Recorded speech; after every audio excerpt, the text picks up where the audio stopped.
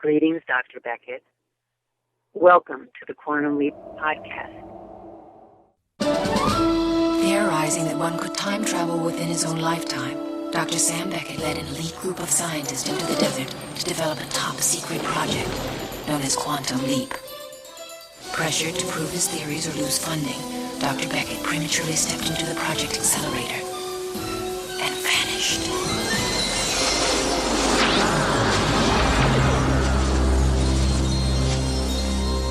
He awoke to find himself in the past, suffering from partial amnesia and facing a mirror image that was not his own.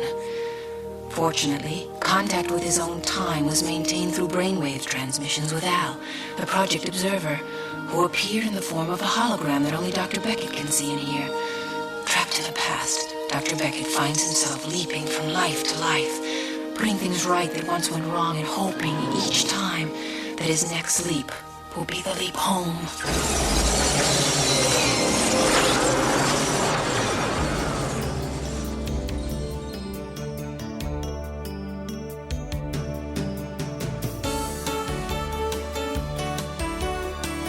You are listening to the Quantum Leap podcast. This is episode 31, The Leap Home. October. No, November.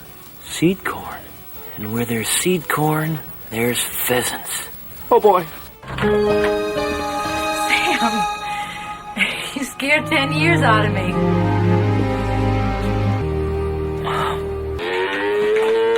You're not old, Dad. You look just the way I remember you. What, since you left for school this morning? I love you, Dad.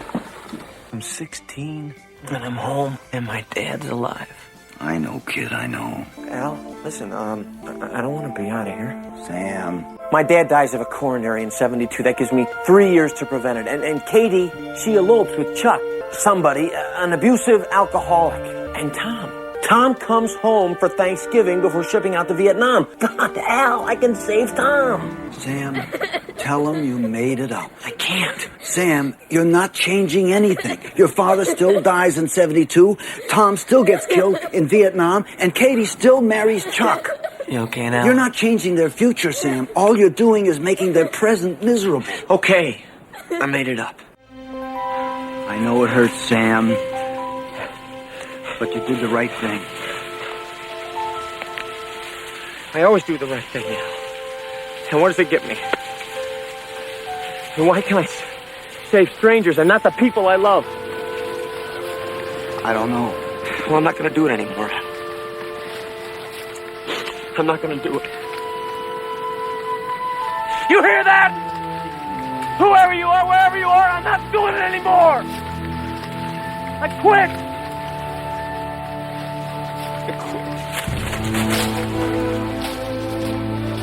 Sam!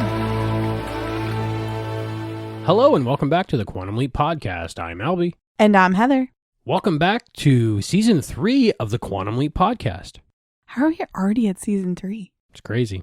We have a great show today. Our guest today on the Quantum Leap podcast, the one and only Sam Beckett himself, Scott Bakula. I'm like grinning from ear to ear right now. I'm so excited. That's a huge get.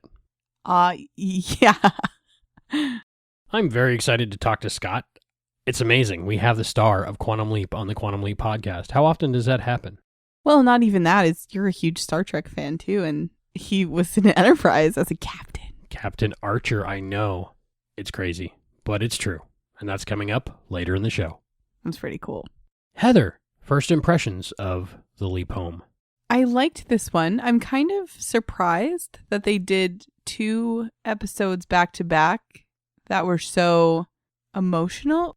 We had MIA with Al, and then we had The Leap Home with Sam. So it's like, it was weird that they did that kind of together, but maybe to prove the point that if Al couldn't change his past, then Sam couldn't change his. And I know it was season end and season beginning, but still in the lineup, it hit close to home with them. A little bit. It seemed to be instantaneous for Sam to leap from MIA to The Leap Home, but we don't know that because Al was having a rough time at the end of MIA, and at the beginning of The Leap Home, he seems okay. So I think it's been some time for him. Yeah, and he was back to making sexual innuendos 5 minutes into the episode. So either it's been some time or he just used his coping mechanism to get back on track. And, he was a soldier, so he can probably do that.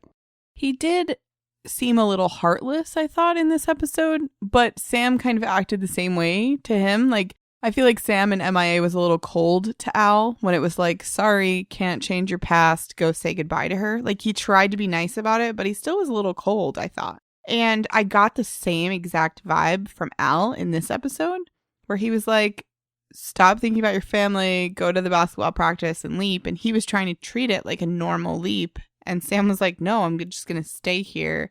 And I like that Sam had that breakdown moment. And I like that he had to say, fine, I made it up.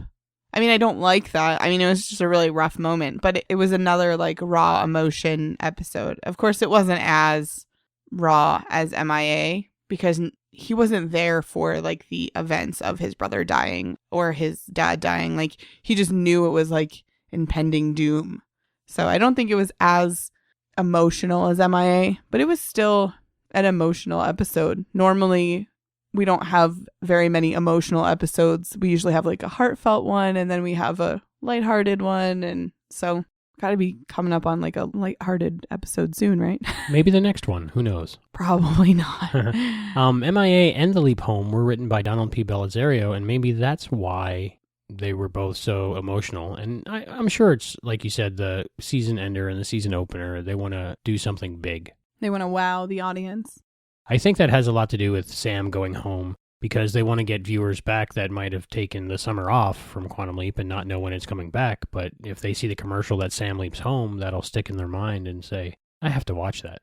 Do you think that, being that Donald Bellisario wrote these episodes, do you think that he liked writing more of their stories? I mean, because when Sam leaps into different lives, it's not really about Sam and Al. That's kind of like an underlying current. And it's about like the current leap. But when it's about them the whole episode, like it's a completely different kind of episode. And do you think that Donald Bellisario, because he created the concept and he created the characters, I'm assuming, I'm sure a lot of people had input, but it was ultimately his baby. So do you think that it was easier for him to write the episodes about the two main characters? I think him being executive producer and creator, he gets to save the juicy stuff for himself. Yeah. I think that had a lot to do with it. He's like, no, don't do that story yet. I want to do that story. Because he has dibs, really. Well, yeah. But I would see, like, if it was my project, I would want to write about these kind of leaps myself. Because we got to see Sam's childhood for the first time. I know that he described it in the beginning. The second leap he did out of Genesis. It was like the baseball leap, the in-between leap at the end of the first episode. We kind of got a description of his dad dying, and so a little foreshadowing maybe. But it was nice to see what his mom looked like, and it was nice to have Sam like in his home element. That was really nice to get a little bit more backstory. I love hearing more about our main characters. That's really when the show is at its best, I think. Another thought on this episode, though, Sam's family, they had such tragedy with his dad dying, his brother dying, his sister getting abused. The emotion that his mom had to go through to lose her son, then lose her husband, and then watch her daughter go through that. Like, it's crazy. And where's her son this whole time? Right. She lost her other son, maybe, because he's in the Project Quantum Leap waiting room this whole time. Now, did Al, like, make phone calls? Like, so Sam's time traveling, and we'll give you a call when and if he gets back? Or is that just, like, nobody knew? I really don't know how it works. Something interesting to find out. I like to ask the unanswerable questions. Oh, I'm sure it's answerable. Somebody will answer it, please. Just like, what happens when John Lennon does release Imagine? What does his little sister think? I'm sure we're going to talk about that and a lot of other stuff after the episode recap. This is Season 3, Episode 1, The Leap Home, written by Donald P. Bellisario and directed by Joe Napolitano. Original broadcast date, September 28th, 1990. This is a leap unlike any other. When Sam leaps in, he is crouching in a field of seed corn and immediately realizes from the height of the crops and the smell that it must be November. He also realizes that there must be pheasants around, and when he flushes one out, he pretends to shoot it. He is being watched by 3 high school cheerleaders who giggle and ask if he got it. Sam recognizes one of the cheerleaders, Lisa, who asks him to go with her to the Gobbler Hop after the game. In shock, Sam runs off, but immediately recognizes his home street and runs straight for his family's farmhouse. He gets a glimpse of his reflection in the window and sees none other than himself at 16 years old. A woman, who Sam recognizes as his mother, Thelma, opens the door and exclaims that Sam scared 10 years off her. She starts calling for everyone to come in for supper, and on the verge of tears, Sam immediately hugs her and goes to find his father. Sam's father, John, is milking cows in the milking shed. He sternly tells Sam he shouldn't have stayed back after basketball practice to keep shooting hoops when he has chores to do, and to not push himself too hard. He can't expect to play as well as Tom in his senior year, because Tom was 18 and Sam is only 16 and still growing. After telling his father it won't happen again, Sam shocks John by telling him that he loves him and gives him a hug. Sam's sister Katie sees this as she walks in and thinks Sam is just buttering up his father so that he can have Tom's bedroom, which she also wants. Even though John thinks Sam should have it, Sam tells Katie she can, and anything else she wants, and carries her off in a playful hug. At dinner, Sam shovels the food down because it's all very good, and John thinks Sam is trying to bulk up for the game. Sam, remembering how the game originally went, absent-mindedly says that Bentleyville still beat them, then covers by saying that happened last year. John says the key will be stopping No-Nose Pruitt, who scored 20 points against them in the last season, and whom Sam says is unstoppable and 6'4", answering Al, who just walked through the wall and asked how tall he is, and lost part of his nose in a reaping accident. Katie also heard from one of her friends that No-Nose has it in for Sam because he is sweet on Lisa, who likes Sam, and teases Sam about running away when she asked him out. Sam leaves to do his chores, really talk to Al, even putting off peach cobbler, and Thelma has a funny feeling. This worries John because last time she had a bad feeling, they had a massive flood that could float the ark, the year Katie was born, and they think Katie was God making it up to them. Even though Al ribs Sam for running away from Lisa, Sam couldn't be happier at being back in Elk Ridge, Indiana with his dad alive. He already knows it's 1969, sometime near Thanksgiving, because 1969 was his senior year, and they always open the basketball season against Bentleyville, which Al says is why Sam left there. Originally, Sam's team lost that game, or rather, as Sam puts it, he lost the game, because of how badly No-Nose beat him on offense, defense, and just plain beat him, and spent many nights wishing he could replay the game. Al says, "You just got your wish," and that game was a turning point for a lot of people. If they had won that game, they would go on to be state champions. His coach would have accepted a position at the University of Iowa and go on to the NBA. Some of his teammates would get basketball scholarships and become doctors. But realizing that if he helps the team beat Bentleyville, he would leap out, and he doesn't want to leave. Sam thinks if he stays, he can help his father live a healthier lifestyle to prevent the heart attack that kills him. He can stop Katie from marrying Chuck, an abusive alcoholic who beat her, and he could stop Tom from going to Vietnam, thus saving his life. Al doesn't think it's possible and reminds Sam that they tried that sort of thing with Beth and that some things aren't meant to be. But Sam thinks it's his reward for putting right so many wrongs so far and still wants to try it. The next morning, Sam causes an argument with his father because he has made a healthy, well-balanced breakfast with decaffeinated coffee, which John does not like the look of. Sam tells John that his lifestyle promotes cardiovascular disease, which makes Thelma think Sam will be a doctor, and that John has to stop eating foods high in cholesterol and saturated fats, stop smoking, and start exercising. But John believes he is healthy, works hard, and will continue to eat what he raises, or dairy products. John goes to buy more cigarettes, which Sam has burnt along with the trash, and Thelma tells Sam that he had been very mean to his father. Katie thinks it's because John is the same age his father was when he died. Thelma agrees to cut some fat out of their meals after Thanksgiving, but tells Sam not to remind John about his father's death again. Sam thinks he will change their futures, but Al tells Sam he has to get to basketball practice. Sam doesn't want to go because he doesn't want to leap, but agrees when Al tells him he will get to see his old friends again, but says he's not going to play in the game. Al says if Sam really believes he is here to help his family, he shouldn't worry about leaping if they win the game. At basketball practice, the coach has organized to have someone bigger and uglier train with them to get them over the intimidation of No-Nose Pruitt. The man, who is wearing an ape mask, has great skills, and Sam thinks he knows him. When he playfully hits Sam in the head with the basketball, Sam immediately knows it's his brother Tom and pulls him in for a hug. Tom and Sam go hunting in the cornfield, and Tom tells Sam about his training, being pushed well past his limits, and never thinking past the evolution he is in. Sam says he knows how that feels, which makes Tom laugh and asks, "What evolution are you in now?"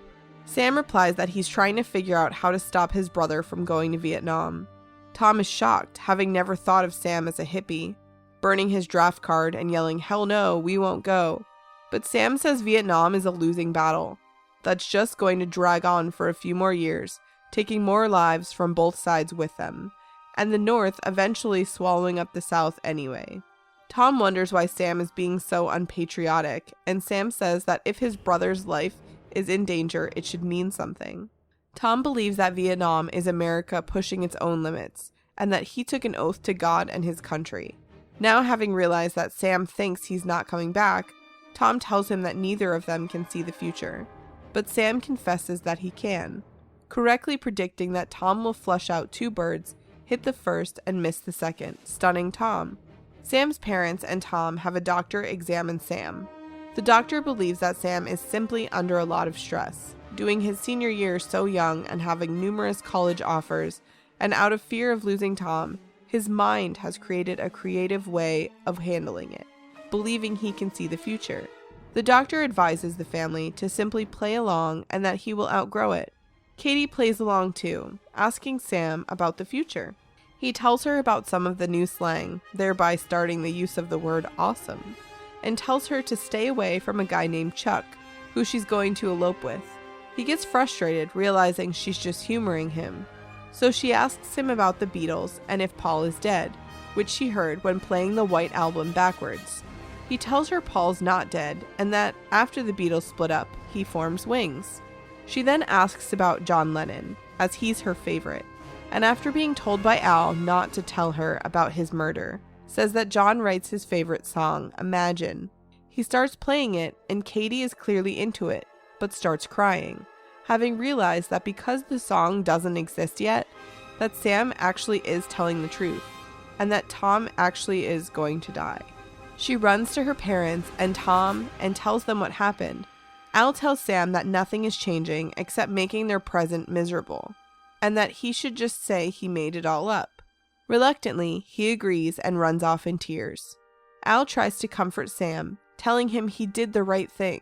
Sam says he always does the right thing and wonders why he can save strangers, but not the people he loves. So angrily, he tells God, time, fate, or whatever that he quits.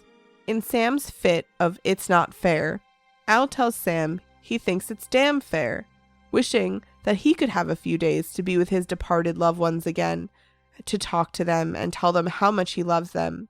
This snaps Sam out of it, and he has a very happy Thanksgiving with his family. After dinner, he and Tom shoot some hoops, and Tom teaches him how to do a jump hook shot and says it will impress the hell out of Lisa. He also tells Sam that they have to beat Bentleyville. He wants his revenge, as they were the only team his own team didn't beat. Sam promises that he will win the game, on the condition that on April 8th, Tom will crawl into a deep dark bunker and stay there, to which Tom agrees. At the game, Sam is fouled and winded by No-Nose. Tom helps him back up, and Sam reminds him to keep his promise. Sam makes his free throw shots, leaving his team within 1 point of victory. In the last few seconds, Sam gets the ball and makes a jump hook shot against No-Nose, scoring the goal and winning the game for Elkridge. Al tells him that his team goes on to be state champions and that everything plays out as Ziggy had predicted. Al stalls when asked about Tom, but eventually tells him that Tom is still killed in Vietnam. Sam tries to call for Tom, but leaps at the same time.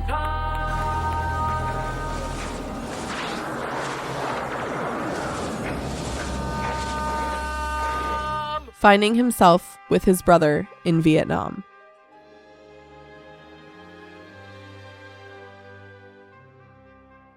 And that episode recap was by Hayden. Thank you, Hayden. Thanks, Hayden. Great job, my friend. Can I just say, I love this episode. I love most of them, but this is a really good one for me. I see it as like a part 2 of a trilogy that wasn't really meant to be or is not an official trilogy. Later on in Quantum Leap, there is an official trilogy, which is awesome. But I see MIA and The Leap Home Part 1 and The Leap Home Part 2 as a trilogy, and I really enjoy it. And usually, the middle part of a trilogy isn't so good, but this one is. I really liked this episode. It was really good. It's funny, you mentioned this when we were watching it the last time. In the Saga Cell, Deborah Pratt as Ziggy says, hoping each time the next leap would be the leap home. Which is funny because it's, the leap home. So he finally does leap home. I wonder if they changed that in the opening.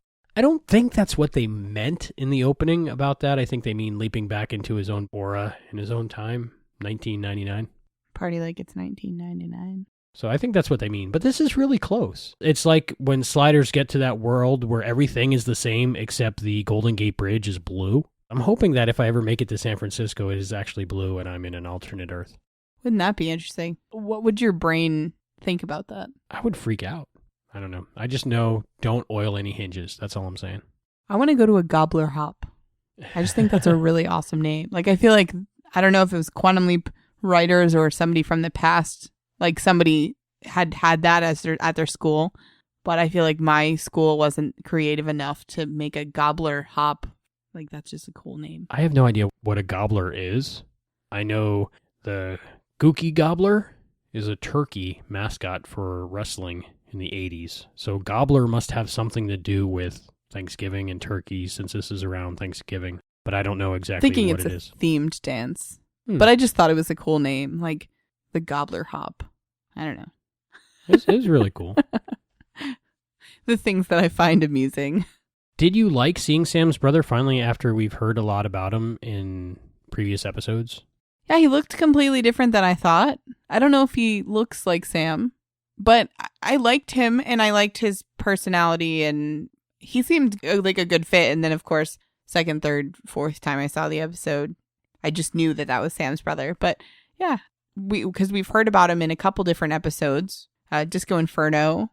I know they've mentioned him before. But yeah, it was nice to finally meet the brother. He really did seem like Sam's older brother to me. I think the casting was really great in this episode and the mom as well. And the dad did great. He looked a lot like Scott. Yeah, had the same mannerisms and everything. He really, like if Scott Bakula had a dad, I'm sure he does. But if. What did you think about them casting Scott Bakula as his own father? I feel like it's risky. Right? Like today, they could just either CG it or they have really awesome makeup artists. But it was good, but it was definitely probably a risky move back then.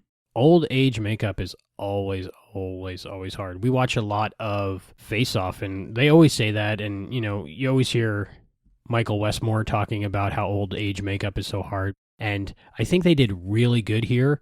We're watching the remastered version for Netflix for the purposes of this episode, and it looks really good. Yeah, I mean, if I didn't know, I'm sure we could tell by his voice, and, you can still kind of see that it's Scott Bakula. But I think that's the point. I mean, it was like, instead of finding a guy that could be his dad, he just played his own dad. Now, was that Scott's choice? Or was that, like, whose idea was it for him to play his own dad? When I spoke with Mr. Belisario, he told me that it was something that Scott wanted to do, and they thought it was risky, but if anybody could do it, Scott could do it. And I think he pulled it off really well. Yeah, in the first scene where they're on either side of the cow, the first scene that they're together, that's the only time that I'm like, wow, he's playing his dad. The rest of the episode, I'm just like, that's his dad. So they did really good. Scott did amazing. Not that we would doubt that, because he's always amazing, but... That man never phones anything in. He's a hard worker. Yeah. And you know what I liked a lot? I remember watching this originally on NBC in front of I was going to say wood grain TV, but it was a wood TV. It's quite a while ago. A floor model where you had if you're a kid, sit on the floor in front of the TV to watch it. And I remember back then seeing the different lines where they did the two shots, and both of them were Scott Bakula. I remember seeing poorly hidden special effects lines separating the screens. And now watching this HD version, I didn't see those at all. So even though I gave them a little bit of strife for not repairing the film scratches in Seabride, they did a really good job of recompositing the shots if they did for The Leap Home Part 1. Yeah, that's more technical than I'm used to. Did you notice where the screen split at all? Not at all. Yeah, they did a really good job. Yeah. The only bad kind of thing I saw was in the beginning of the episode when you see Sam Beckett's childhood home. It's kind of like the house has a film shake one way and the background has a film shake the other way, so it's a little out of place. But it's not bad. But if you're looking for it, you can see it. I don't even know what you're talking about. I watched it quite a few times. So I think my favorite thing about this episode is the look on Scott's face is like a young kid, which is crazy because he's played so many different characters. And I know I've talked about this before when he's played younger roles, but he definitely has like a childish demeanor. And I really liked that in this episode. And his facial expressions were just amazing, like they always are. But like how lovingly he looked at his mom and like how he interacted with his sister, and just he was really into his 16-year-old role. He played it so well. He was very physical in this episode, ran and was playing basketball and stuff like that. And you couldn't tell that he wasn't a 16-year-old kid playing basketball, which is awesome. Against 35-year-old high school students. As they always are. We learned when we spoke with Deborah Pratt in the commentary for Another Mother why.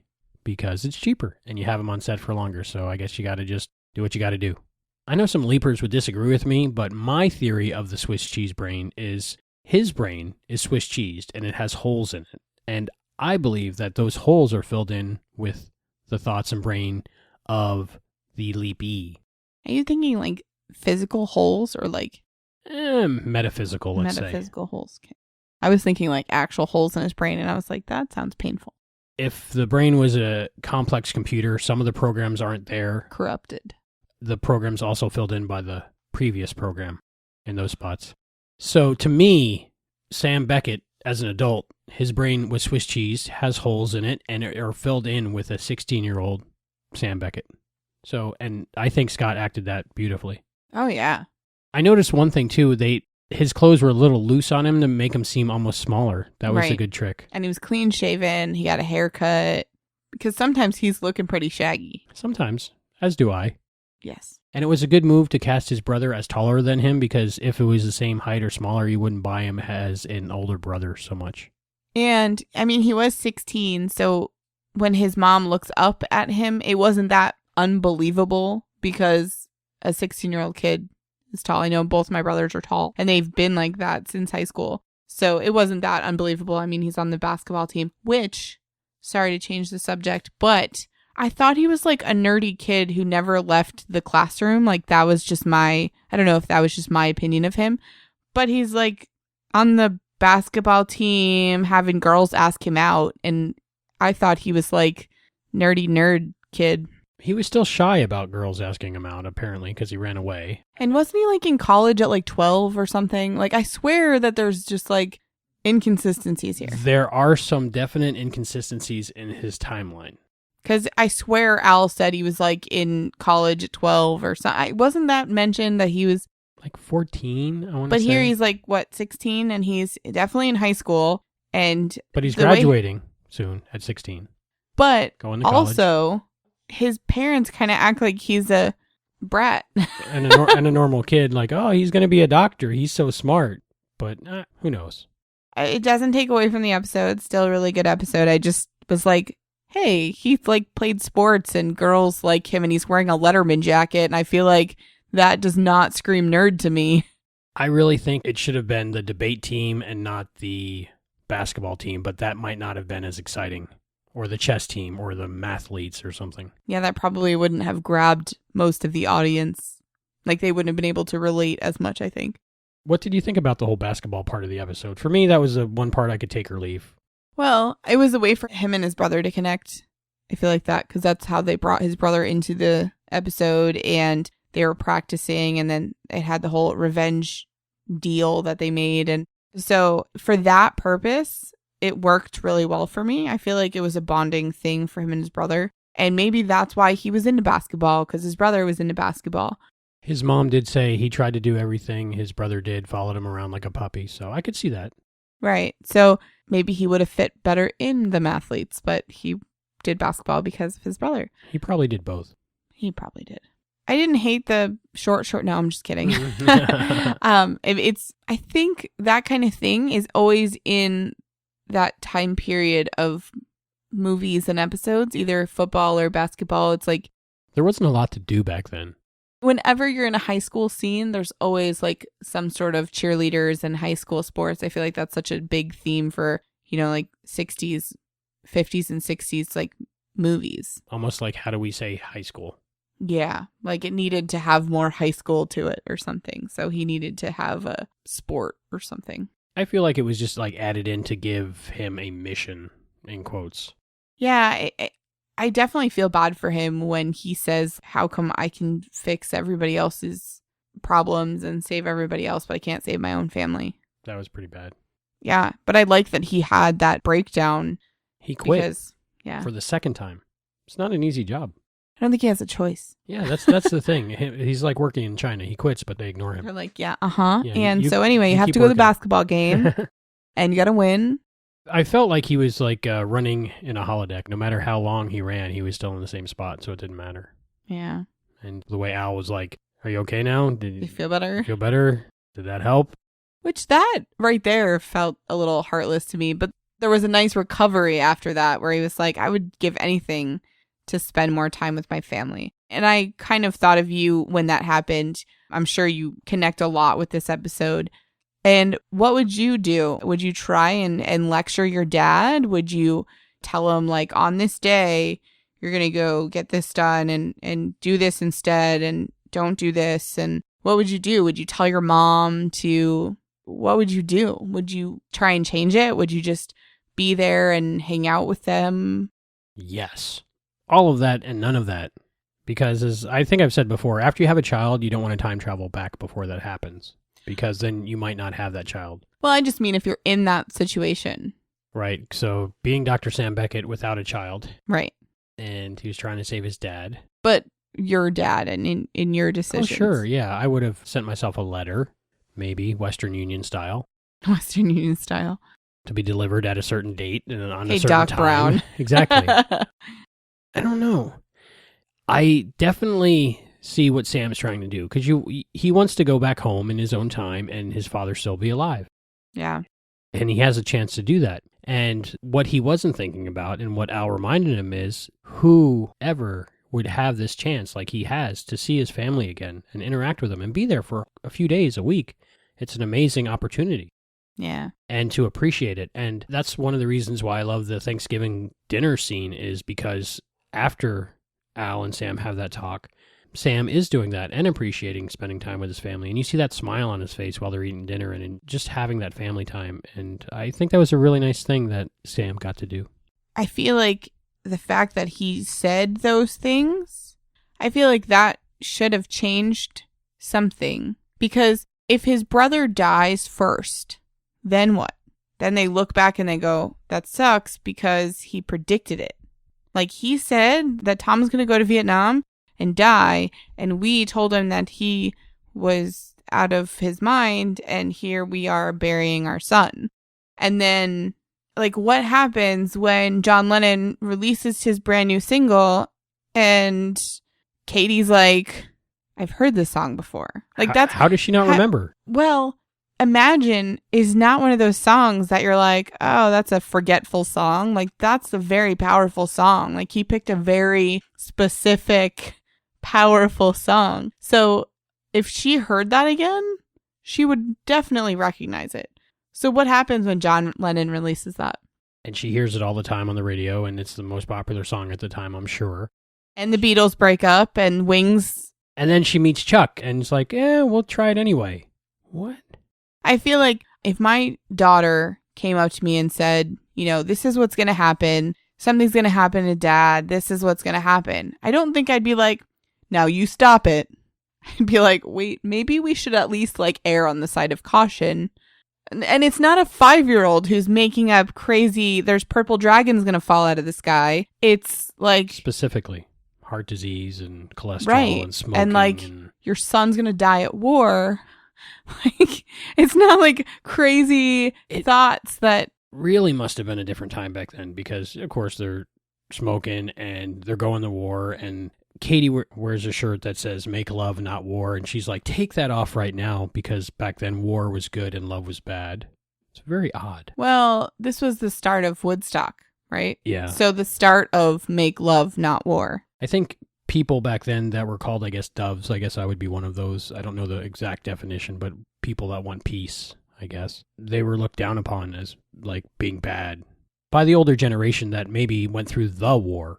Well, I wonder if people's opinions changed when their kids did die. I mean, does your opinion of war change when your kid doesn't come home? You never know. I'm not in that situation, so I can't really speak to that, but... I'm very thankful we're not in that situation. Yeah, we live in a very lucky time right now. The song Imagine, I think, is very appropriate for this episode, and it's the backdrop for my favorite scene of the episode, is where Sam's singing this song to Katie, and halfway through it, Katie's realizing this is a real song, and it's amazing, and there's no way my brother could have made this up. He's telling the truth. Yeah, because she's never heard the song before, and it was too well put together for him to be making it up on the fly. And I'm sure she would have heard him singing it if it was his song, so she was just piecing it all together, and... That look of realization on her face, and also the look on Al's face, probably mourning John Lennon when Sam's singing the song and the whole sad situation there. At least he didn't tell her that John Lennon dies too. No, you don't want to do that. It would have been just too much. And I have to really say, Olivia Burnett, amazing actress. And oh, yeah. The camera's on her the whole time he's singing. And to my memory, they don't cut. If they do, it's not a lot. But you see her go from happy, smiley to realization to a tear coming down her face. And she just did an amazing job. And every time I tear up as well. Yeah, that's a very powerful scene.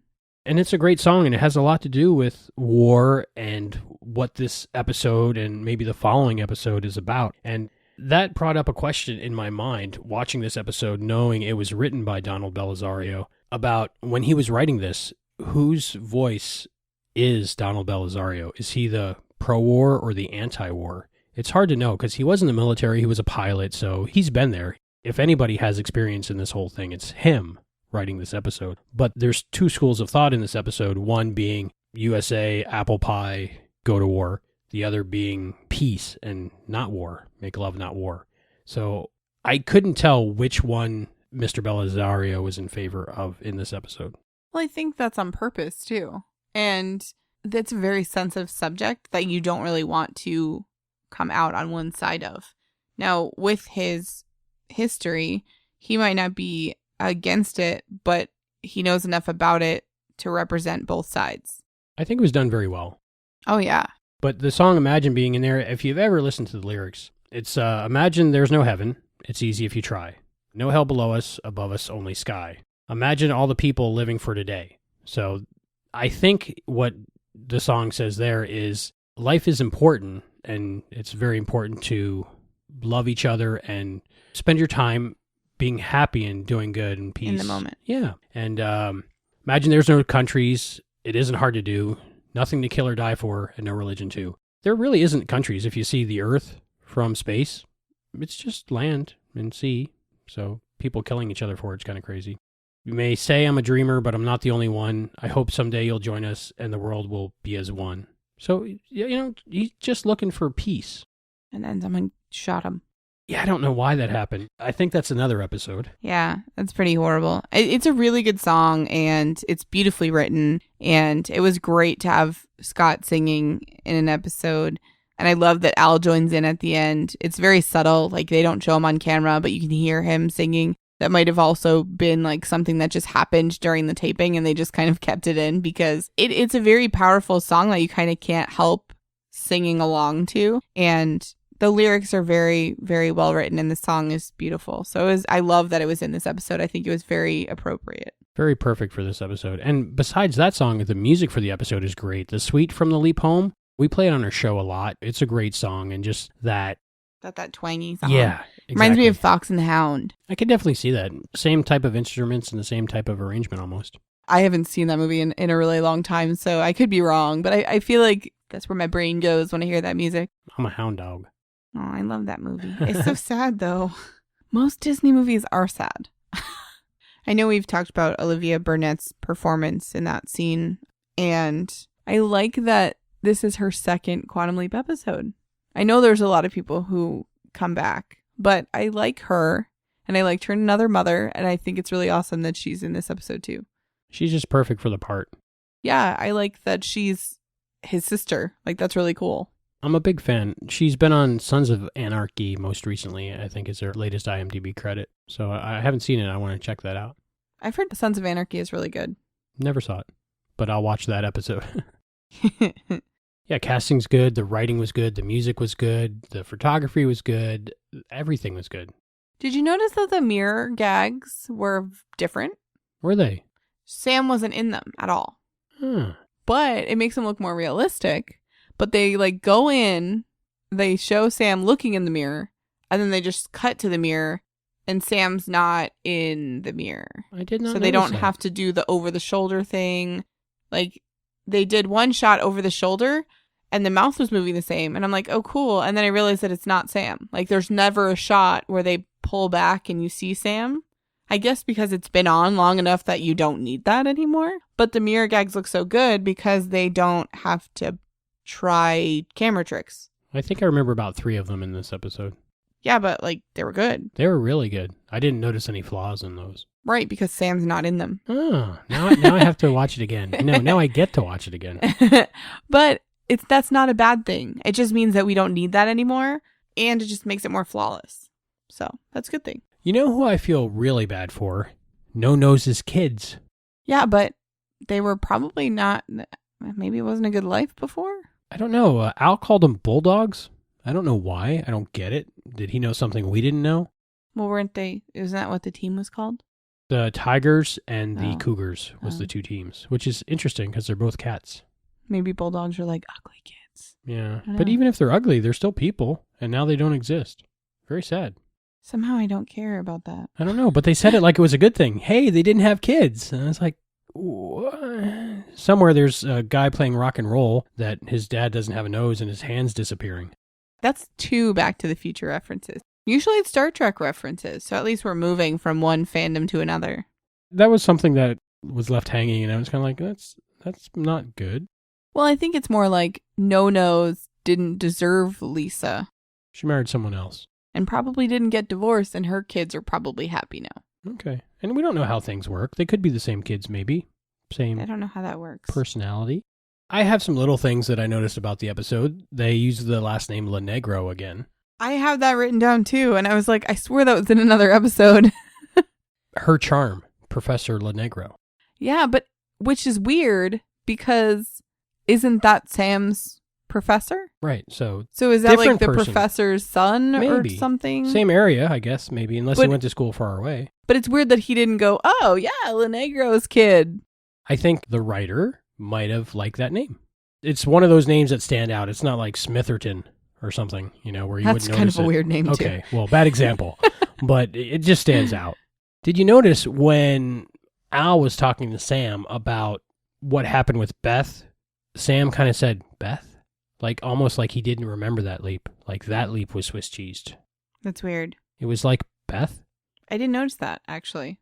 But that sucks. And my thought on the Swiss cheesing before this was from the original leap, that his brain got Swiss cheese. But I think it happens every time. I feel like he would remember Beth. That's so weird that he, I don't remember that. Maybe it's like he remembers, but it's in the back of his mind and he's got to think about it, which is weird because for us, it was one leap to the other.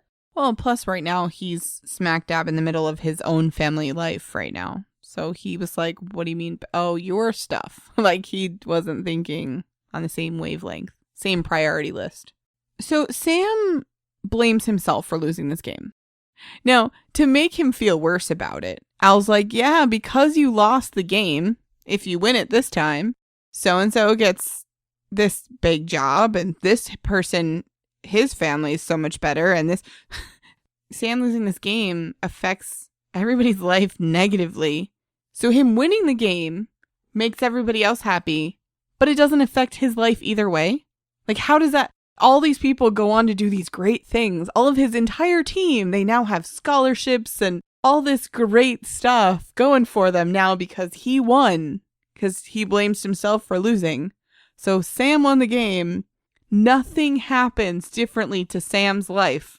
But everybody else's is better or worse whether he wins this game. I want to say they tried to explain that in a line when they were talking with the doctor in the kitchen about a basketball scholarship and how Sam didn't need it because he's so smart and he's going to go to MIT instead. So I think Sam's life was on a good trajectory anyway, and I don't think the people at MIT cared about if he won or lost that game. I just feel like it was such a big deal for the rest of the team, but for Sam, he literally could take it or leave it. Like I just thought that was weird because it's his fault. He blames himself. It probably, I mean, it's a basketball game. Things happen, but like it's his fault. And yet if he wins, he doesn't get anything good out of it. His brother doesn't live. I think that's the point. It's his job. It's his duty. It's what he signed up for accidentally. That's what he had to do, and it didn't help him out at all. And the things he wanted to do and make right and help out, he couldn't do it. Like, why jump into himself? Why jump into Sam Beckett when you're going to change everybody else's life but anybody you care about? Maybe it was a reward, a thank you from, if there is a consciousness leaping him around, and it's not just random. A way to say thank you, have Thanksgiving with your family. I just feel like it was the same thing with, like, what was her name? Hilda? He leaped in after she died to find her killer. Not before to stop her killer, but after just to find the killer. Like, if you're gonna leap in and save someone or change the past, you're gonna leap in and, like, save the person, not just find the killer. I think we're trying to find a reason in universe, and I don't think there's one. The out-of-universe explanation is, of course, because they want to make a special show out of this and make it more heartfelt and make it more emotional. And him being in his family, I think, does that. I'm just here to ask the unanswerable questions. I like that. And I'm okay with not having an answer, but I just want to ask them because those are the things that I watch the show and go, but why doesn't he get like a chance here? I think that's why he quit. I would. I don't know how effective that was because it's only season 3 out of 5, so. All the rest of the future Blu-rays are blank. So we used to say when we would watch Farscape, anytime it would be like, oh, he's probably not going to make it. Like, oh, and all the rest of them are blank. Everybody on the ship's going to die, and all of the rest of this DVD set is blank. It's funny, but it's true. Yeah. And when you have 3 more seasons to come or so, and you know something's going to work out, hopefully. I think that applies for all except like Grey's Anatomy. They just like kill off main characters all the Babylon time. 5. Oh, see, so I guess it does happen. Yeah. Can you tell the difference between decaf and regular coffee? I cannot. Me neither. But I load mine with like sweeteners, and it's like a more of a milkshake. I think Sam's dad could tell something was wrong with it because it was 1, instant, and 2, old. Yeah. And not his normal brand. And he drank it black. I try flavored coffee all the time. And I think what matters more is the quality of the coffee, not the flavor. Because I'm like, I could drink hazelnut coffee today and French vanilla tomorrow. And by the time I drink it, I don't know. I mean, it might smell differently when it's brewing, but I can't taste the difference. What's your favorite kind of coffee? Starbucks. No, Peet's coffee. If I'm at home, Peet's coffee is good. I like 8 o'clock coffee. That's really good. Sam was talking about how caffeine is bad for your blood pressure. I am a caffeine addict with energy drinks and coffee and tea. Everything I consume has caffeine in it, and my blood pressure is always fine. So I guess it's if you're more susceptible to it, maybe.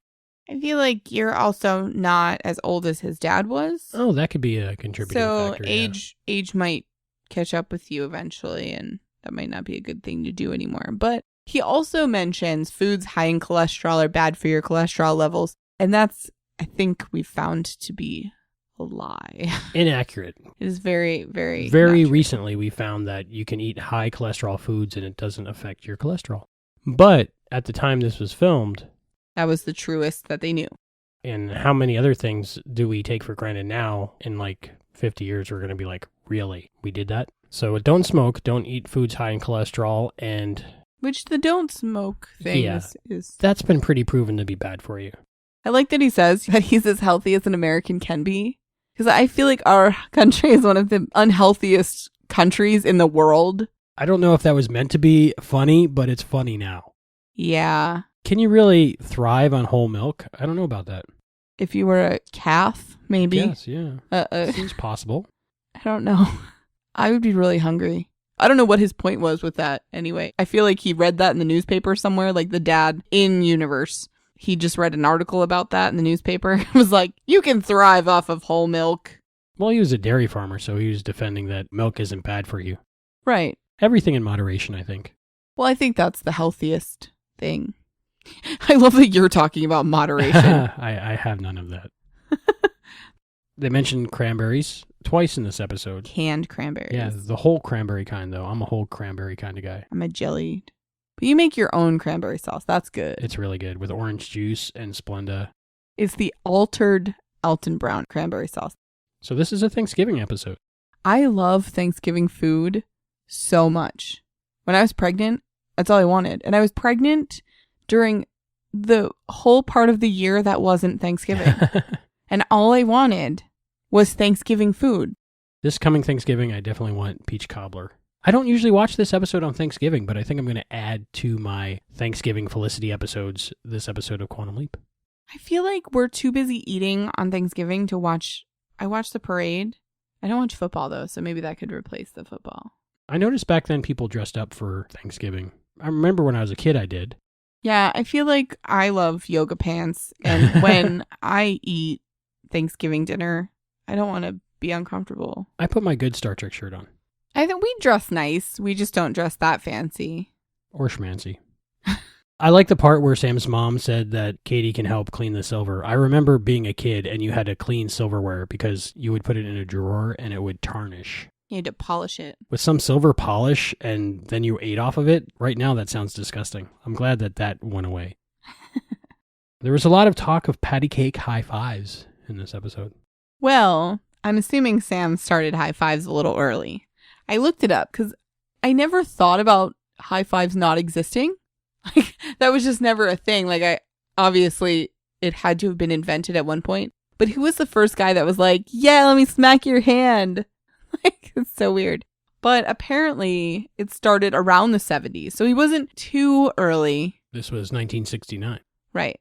So it wasn't like he was decades ahead of his time. There's two different dates that it could have started. It was both at sporting events, and one in 1977 and one in 1978. So it was like after a big win, but there's no real, it wasn't like televised and they're doing this weird thing, smacking their hands. So they don't really know if it was in 1977 or 1978, but it was one of those 2 years. It took a long time to spread from that game to popular culture. Yeah. I like the evolution of the high five and where it is now. As we learned in Hot Tub Time Machine 2, you don't even have to give a high five. You just say high five now.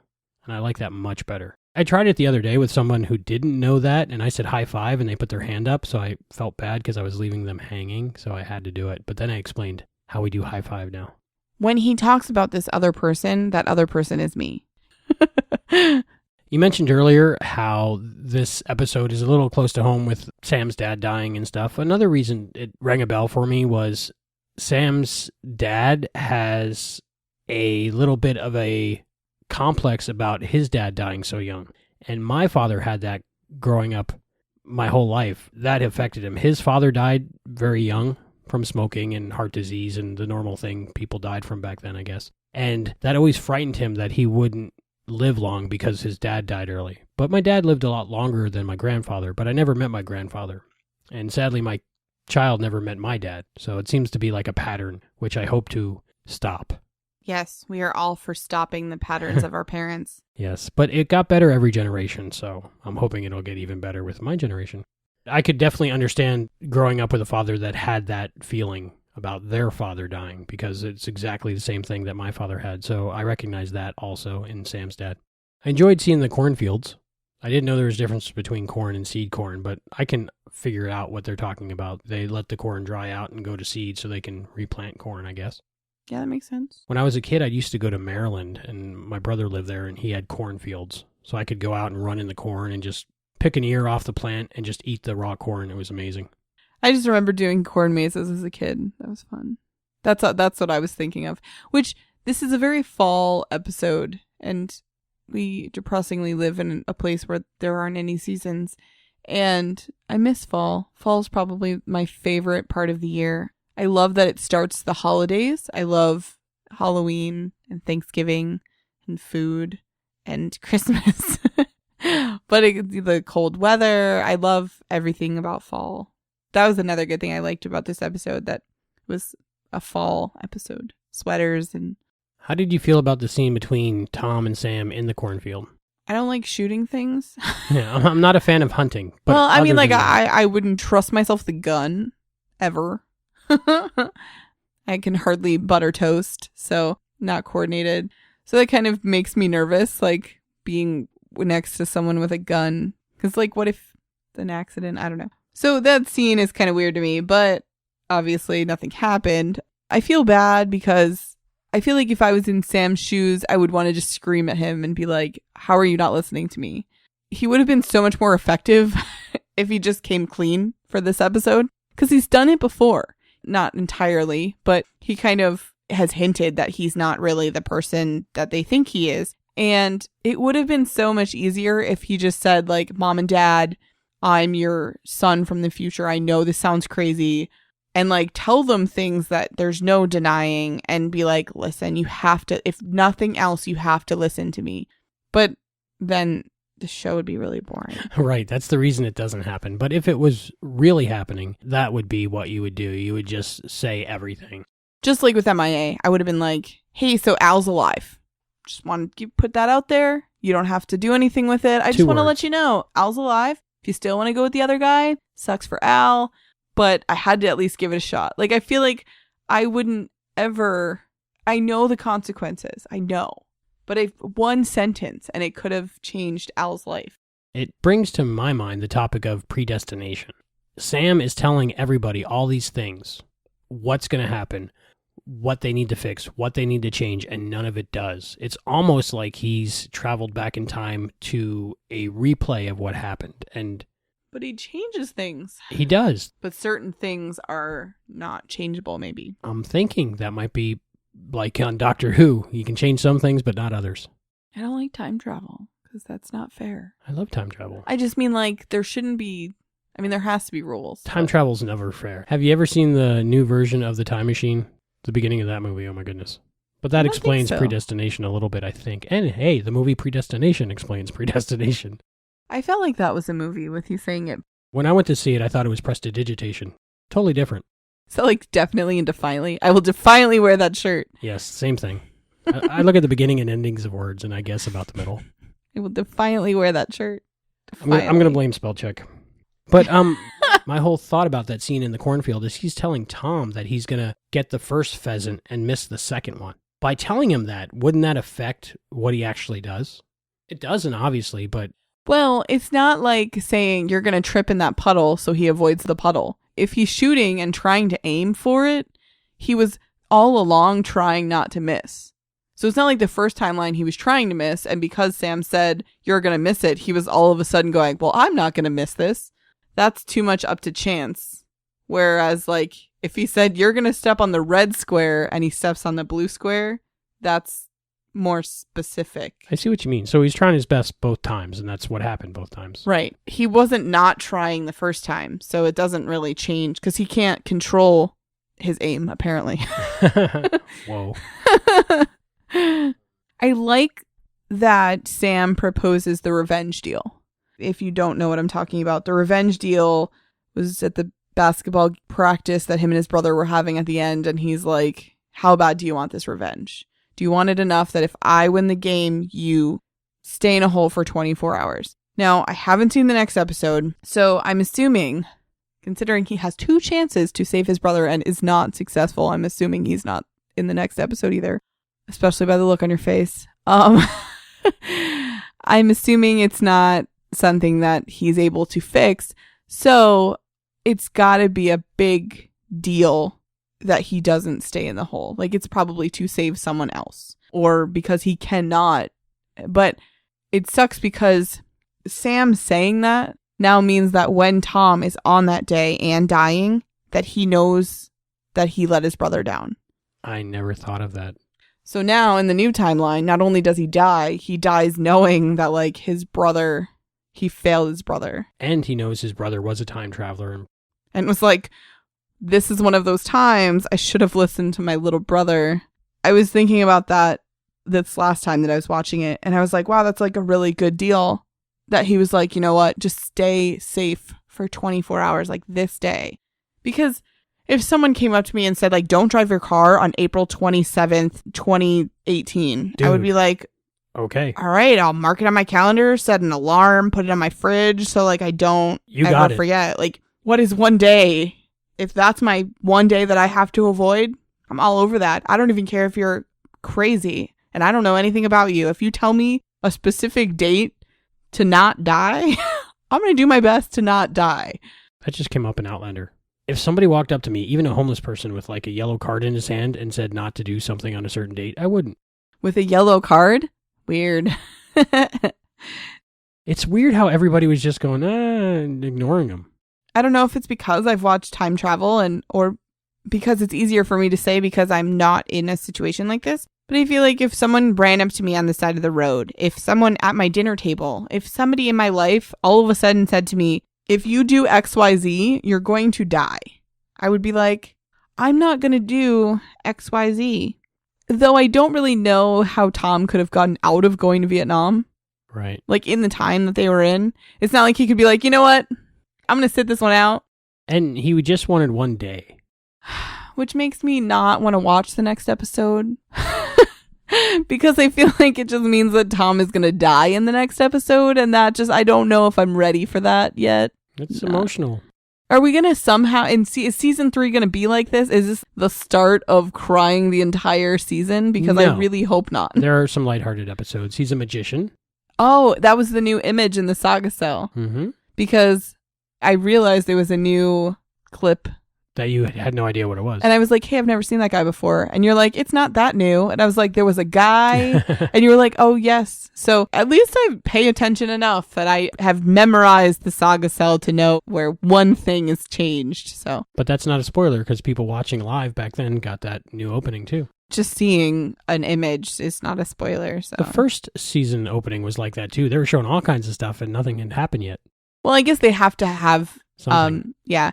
And it's crazy because we're watching Friends on our downtime. We usually marathon. They're 20 minutes, so they go so fast.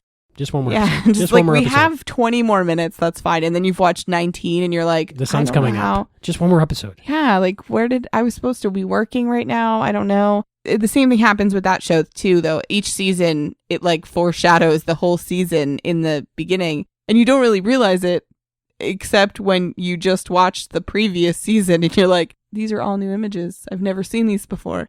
The Saga Cell is a little bit different. It has a lot of the same old shots in it. Did they get rid of the baseball shot this time? I remember him looking in the mirror. Oh, wonder why. Speaking of baseball and the baseball episode, we know now why Sam was so good at baseball. He has an actual full-size Major League Baseball diamond in his backyard at his farm. Why?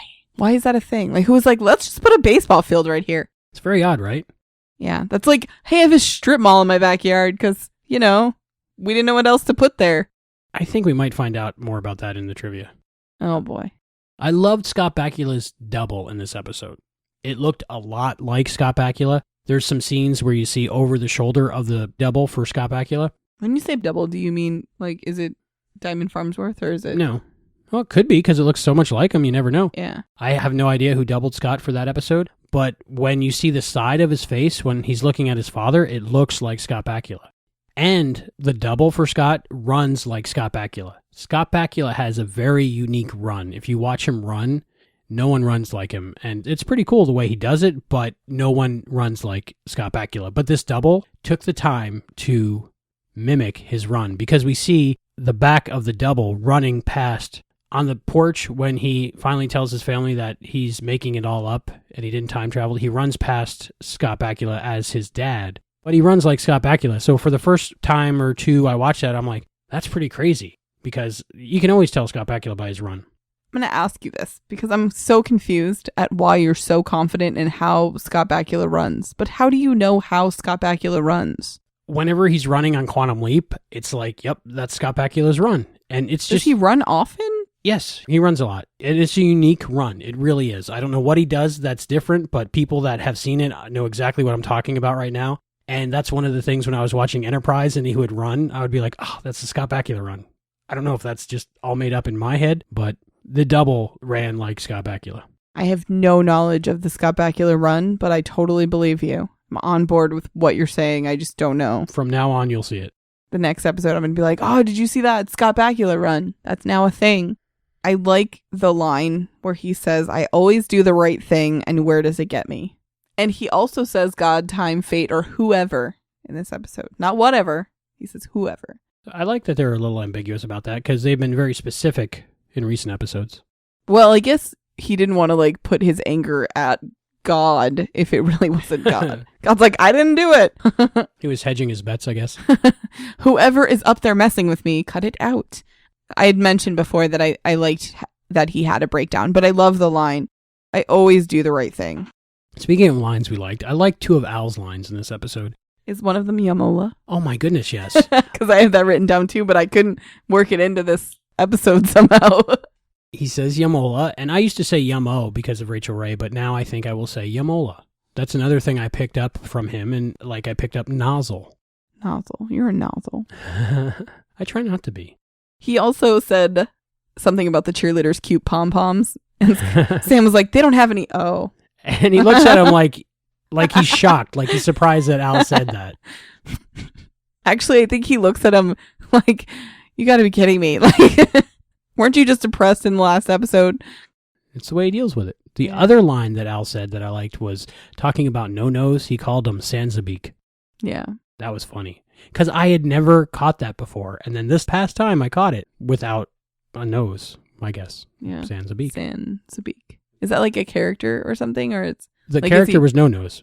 I didn't know if he was referring to someone called that, but I knew what the translation, sans means no or without. But I didn't know if it was referring to something that also didn't have a nose. Not that I know of, but I just thought that was funny. I feel like No-Nose was a little confident for the fact that half of his nose was missing. It looked like something was just put on the end of his nose, like a little makeup? appliance. Yeah. Well, duh. So he had a scar in his nose, but they kept him moving in the shot so you could never really look at his nose. He had a Pinocchio nose, but weird. Something was missing. How do you do an appliance for a nose missing? Back then they couldn't do it. Now, with computer technology, they would have took his nose off, like they did in that guy, in Harry Potter. Voldemort has no nose. So I also we're going to go back to Katie for a second, but she says, Chuck. I love her. Oh, yeah, I do too. But I like that she says, Chuck, yuck. And I'm like, you should remember that. I feel like that's enough for you to be like, some guy named Charles comes up to you and you're like, you don't go by Chuck, right? Because I feel like that's enough of a rhyme for you to be like, Chuck is yuck. I shouldn't date Chuck because Chuck is yuck. And he convinces her to move to Hawaii and be abused. Very sad. I think the most powerful thing in this episode, besides Sam singing to Katie, is the last few seconds before he makes the basket. Because he's just standing there and everyone's telling him to shoot, and he's just looking at his family as soon as I shoot this ball, I know I'm leaping. Because he knows. He knows he's going to win and he knows this is it. So he's like, if I mess up on purpose, I can stay here. But he's never failed before. He might not. He might just keep leaping. But the assumption is. Yeah. Or he's just looking at them going these are the last few seconds I'm going to see you. His face says it all. There's no explanation of the scene. There's nothing. It just says it. It says it all. That's what I felt. He was trying to stretch out the time as long as he could because he knew he would never see his father again. And he was hoping he would see his brother again, but, can we talk about Al's face when he finds out on the hand link that his brother didn't make it and he still gets killed? I thought that Al was just going to lie to him when he was like, it's still coming up, loading. I think that was a little bit of a lie. Well, but then he just says, I'm sorry. Like, I didn't think he was going to tell him. I thought it was just going to be like, Wi-Fi's down. Like, I don't know. It's not really coming in. I know everything else but that, Sam. How do you tell someone that their brother's going to die? I don't know. With that look on your face. Yeah, that was a look. What an actor. Oh, yeah. He's never lacking in any of his acting skills. I will never stop singing the praises of Scott Bakula and Dean Stockwell. Yeah, me neither. And when Sam says, bye, Dad. Yeah. Very sad. I don't know what's sadder, goodbye, Dad, or the look that Al gives him when he asks about Tom. They're both equally sad. It's two people that he loved and lost. I think they're both equally sad because I'm sure he loved his dad and his brother completely different, but it's both a tragic loss. Overall, The Leap Home. Good episode. I liked it. I think really good episode. Good writing, good everything. I understand why it's Scott Bakula's favorite episode. Speaking of, as we promised earlier, is it that time? Our guest on the show today is Scott Bakula. Woohoo!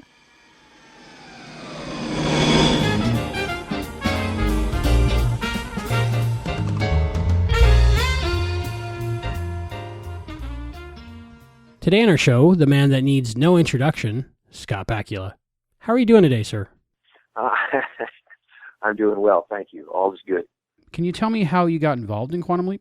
You know, it was a weird time. It was kind of an odd circumstance. I was in New York doing a show on Broadway, and I decided it was time to leave the show. And everybody was saying, "What are you, nuts? It's a hit show? Why would you leave it?" And I said, "No, it's time to go back to L.A." And so I left the show. And 4 weeks later, I got this audition to go in and meet Don Belisario and read this thing, and they just sent me a couple scenes from it. They look good, and that just led to one thing after another. And ironically, that's the last two people that I was up against for the role were from New York, so they flew them in from New York. So I guess maybe if I'd stayed in New York, I still would have gotten the show. It's hard to say, but sometimes it's just better to be in the room, wherever the producers are. So that was it. It was just a kind of a twist of fate. If I'd stayed in that show, I wouldn't have gotten it. So. Wow. Just kind of fortune. When you got the role of Sam Beckett, did you think it would be as big of a part as it ended up being? No, I don't think I honestly, I don't think I had any kind of clarity about that at all. I was kind of overwhelmed by just being in the show and getting the pilot, the 2-hour pilot, and being in it with Dean and Don Belisario and NBC, and it was a huge deal at the time. Brandon Tartikoff and at the network and the Universal Studios, and I was just more focused on trying to see how I could deliver, best. It wasn't, you don't tend to think about the future very often. You just kind of try to do the best you can while you've got something. And so I was just, completely focused on that. I had no idea about the parameters, the possibilities that the show could be, because I don't think anybody really did at that point. They were just kind of, Don had sold this idea, and, the story is always that he was in the room with Brandon Tartikoff, and Brandon said, I want you to do a series about the Silver Surfer. and Don said, yeah, okay, that's interesting, but how about this idea instead? And he pitched him Quantum Leap, and Brandon said, yeah, go make that. So that was a lot of support from Terry McCluggage, Gary Hart at Universal. They were real champions of the show, and we were kind of off, but the idea, the parameters of it, and it could have the longevity and the kind of worldwide effect that's been associated with the show, and how it's just been received everywhere, and how it still plays so well and people still respond to it, that's something that's just really been kind of, I don't think there's any way to predict those kind of things, but it's what are we coming up on, 26? Yeah, since we hit the air, and it's something I'm just so proud to have been a part of, and it always, whenever I'm reminded of it or people talk about it, it's always with such good feeling that I feel, and they, associated with the show. It's been a great, wonderful, part of my career anyway, and so many other people that worked on the show, the actors, the creative people, the designers, the writers, everybody's just really had it was a great association, all things around. CCH Boundaries on NCIS with me, she did an episode, and a couple of years ago I did the last 5 Designing Women, and Terry Hatcher and Marcia Cross had both done episodes, a long time ago, and just a lot of those kind of stories and great crew people that we worked with and still bump into. It was a really good, talented group. Do you think you're going to have more people that you worked with on Quantum Leap on NCIS New Orleans? Oh, I have no idea. It was a kind of a fluke that it worked out that Dean could come on, it's always so great to see him and be around him. As I worked with a lot of actors on that show. I can't even count up how many actors. But I was talking to CCH about it the other day, and we figure you start doing series television, you end up working with thousands of actors over the course of your career if you're lucky, and there were lots of great ones on that show, and a lot of great actors that went on to continue to be great actors and work in the business. So hopefully, listen, we've been extremely lucky to have a wonderful group of guest actors come down this year to New Orleans to work. So I hope that we can get more and more to come down. When Dean was on the show, was it like old times?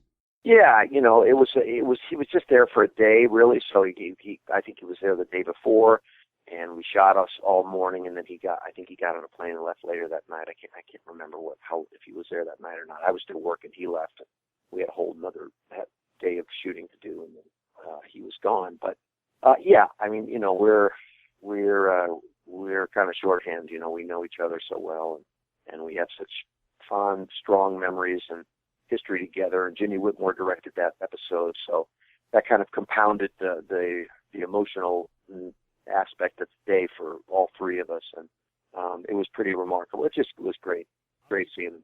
A lot of people in the fan community were very excited about that episode. Yeah, it was pretty, just another. All the days with Dean are pretty remarkable, but that's one I'll never forget that one for sure. Do you remember like a specific point while you were filming Quantum Leap when you realized you had a hit on your hands and you were going to be there for a while? Never. We never had that kind of security. In retrospect, everybody looks back and says, you were such a big hit. And we really weren't a big hit. We were marginal. I think we had 6 time slots in the course of the 4.5 seasons. We barely got out of the first 9 episodes in our first half order.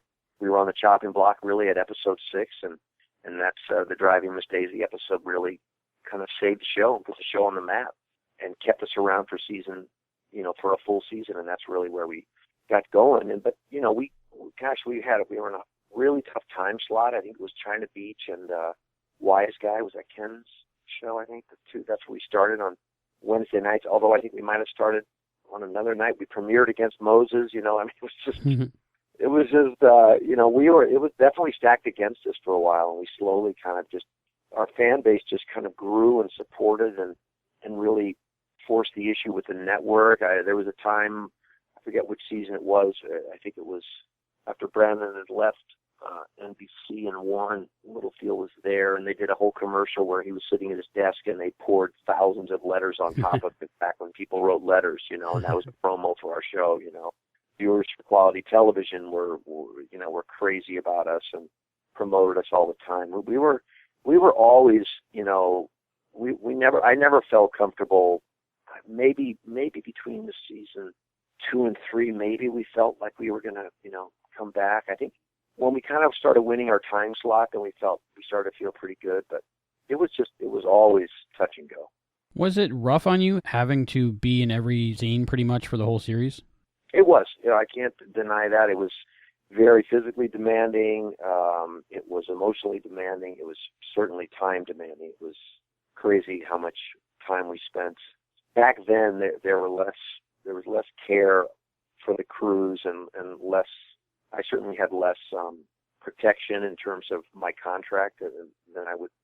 I just didn't. I was young. I didn't really take care of myself that much in terms of the workload and things. So I was, you just kind of sink your teeth and you say, well, you look at it. I always looked at it as a marathon, and you just had to pick up and move from episode to episode, and I always had a different new cast I had to learn every week, and every 7 or 8 days or 9 or 10 went back then.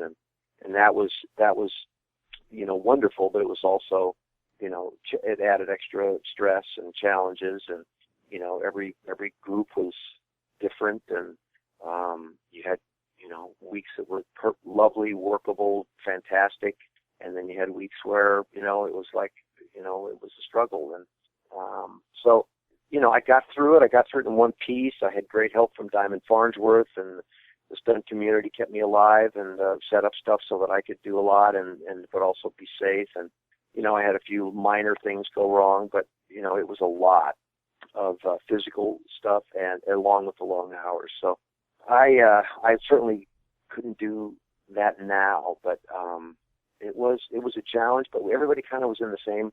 Every department was challenged. Everybody was challenged creatively, and it just made for a really energetic kind of environment where we kind of picked each other up and just kept on going on, and everybody believed in the show. And it was never boring because we were making these little mini period movies really every 8 to 10 days, and that was always exciting. And we never knew what was going to happen to me, what my challenges were going to be in terms of skills I would have to learn or pretend to know. And so that certainly kept me on my toes. So it flew by, I have to say. It was never, you were never sitting there saying, oh my gosh, not another courtroom scene or something. We never had anything, nothing ever repeated except a couple of sets. So it was unique in that sense. And happily, I survived. I only worked with, one actor repeatedly. Dean only had to work with me.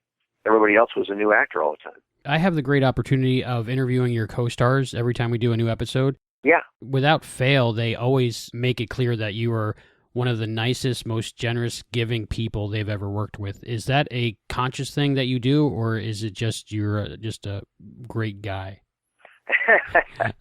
Well, first of all, again, I'm in this business because I like actors. I like being around actors. I like being an actor and working on scenes and creating emotional moments and creating scenes and episodes that work, that are moving, that are thought-provoking, that are exciting, that are funny, all of those things. I love that aspect of it. So I'm a fan of actors, so it starts there. And I also realized early on, I didn't do a lot of guesting in the beginning of my career, but I did enough of it to know what it's like to be a guest. And I also, because of the nature of Quantum being that it was just Dean and myself, and he never had to work with anybody else except me, that the episodes were really, and I feel this way, what I'm doing right now too on NCIS, is that the episodes are only ultimately as good as your guests that come on. And the best way to have success for your guests is for them to feel comfortable, for them to feel important, for them to feel like they have a voice, that they have an opinion, that we can work together and create something together. And so that's just always been my feeling. It's just you could say that it's selfish, that the better the guests are, the happier they are, the better our work's going to be, because it's hard to come in and say hi, hello, and you've got a romantic scene with somebody, and you have to climb into bed with them, and you've met them 5 minutes earlier. It's just it's goofy what we do sometimes. So, and there's no planning. It's not like, every time you can always meet somebody and work with them for 5 days before you have to do any intense kind of emotional thing. Sometimes it's the hardest scene in the episode is the first one you shoot. So it's always been, I like what we do. I like working on a set. I like the teamwork. I like it to be loose and people to have a good time, because I don't understand why you wouldn't have a good time in our business. There's no, I always hear the stories about directors or people that like to have tension and upset and people intrigued. And I just think that's everybody can do whatever they want to do and create all that stuff. But at the end of the day, it's, we're creating roles, we're creating fiction, and yes, we want to be believable and real and everything, but that's our job, is to do that. And while we're here working for all these hours, they might as well be pleasant. So that's just kind of my overall philosophy. And there's so many great actors that I've worked with and that are wonderful, lovely, engaging, interesting people, and they're actors, and I'm one too. So it's never been, it's never been a challenge or like a goal of mine. It's just how I feel like we can all get the best out of, make the most of our days, get the work done quickly and beautifully, and go home. You mentioned that it could be emotionally difficult, and I think that's probably some of the best parts of Quantum Leap is when the emotion was there in those moments like in MIA and the Leap Home. And how much of yourself do you have to put into the character of Sam Beckett when you were doing it? Well, you always pull from your life and your experiences, and certainly I wasn't able to pull from being a child genius and going to MIT and having all of that stuff. But I'm from the Midwest. I understand farmers. I understand the Midwest kind of mentality about treating people and how they feel about their neighbors, and so I used a lot of that. There's a certain naivete that Sam Beckett had that I could relate to, and I brought in that also. But the emotion really, in my opinion, comes from what's in a script. And we had the good fortune of having a lot of wonderful scripts that had great emotional moments in them. And I can say without, there are very few scripts. There were many times when I'd read a script that would show up and I'd be moved to tears. And not just in year 1, but in year 5. And that's just, good writing. And then, Dean was always so great with stuff and surprising, and you never really quite knew where he was going to come from. The first Jimmy episode when he was talking about his sister in the scene, and he just, those moments were on the page, and they were successful on the page, and our job was to just, let them happen, and we were, so lucky to have Don, and we had a ton of great writers on the show, but Don Bellisario he's a big-hearted, rough and tumble Italian guy that wants everybody to think that he's tough, and he can be. Let's just put it that way. But at the core of it, all the relationship stuff between Sam and Al, that's Don. That's a part of him that really comes through. It's not just in our series; it's in Magnum and all. A lot of his great stuff that he really explored those relationships, and they worked. What are some of the big moments that stick out in your memory for Sam Beckett? Well, certainly, gosh, there's so many. I couldn't even begin. But so the Leap Home's always one of my favorites, just because that was just, and I got to play my father in it, and got to sing Imagine in it, and the whole relationship with my brother that carried over to MIA. Those were two just remarkable back-to-back episodes.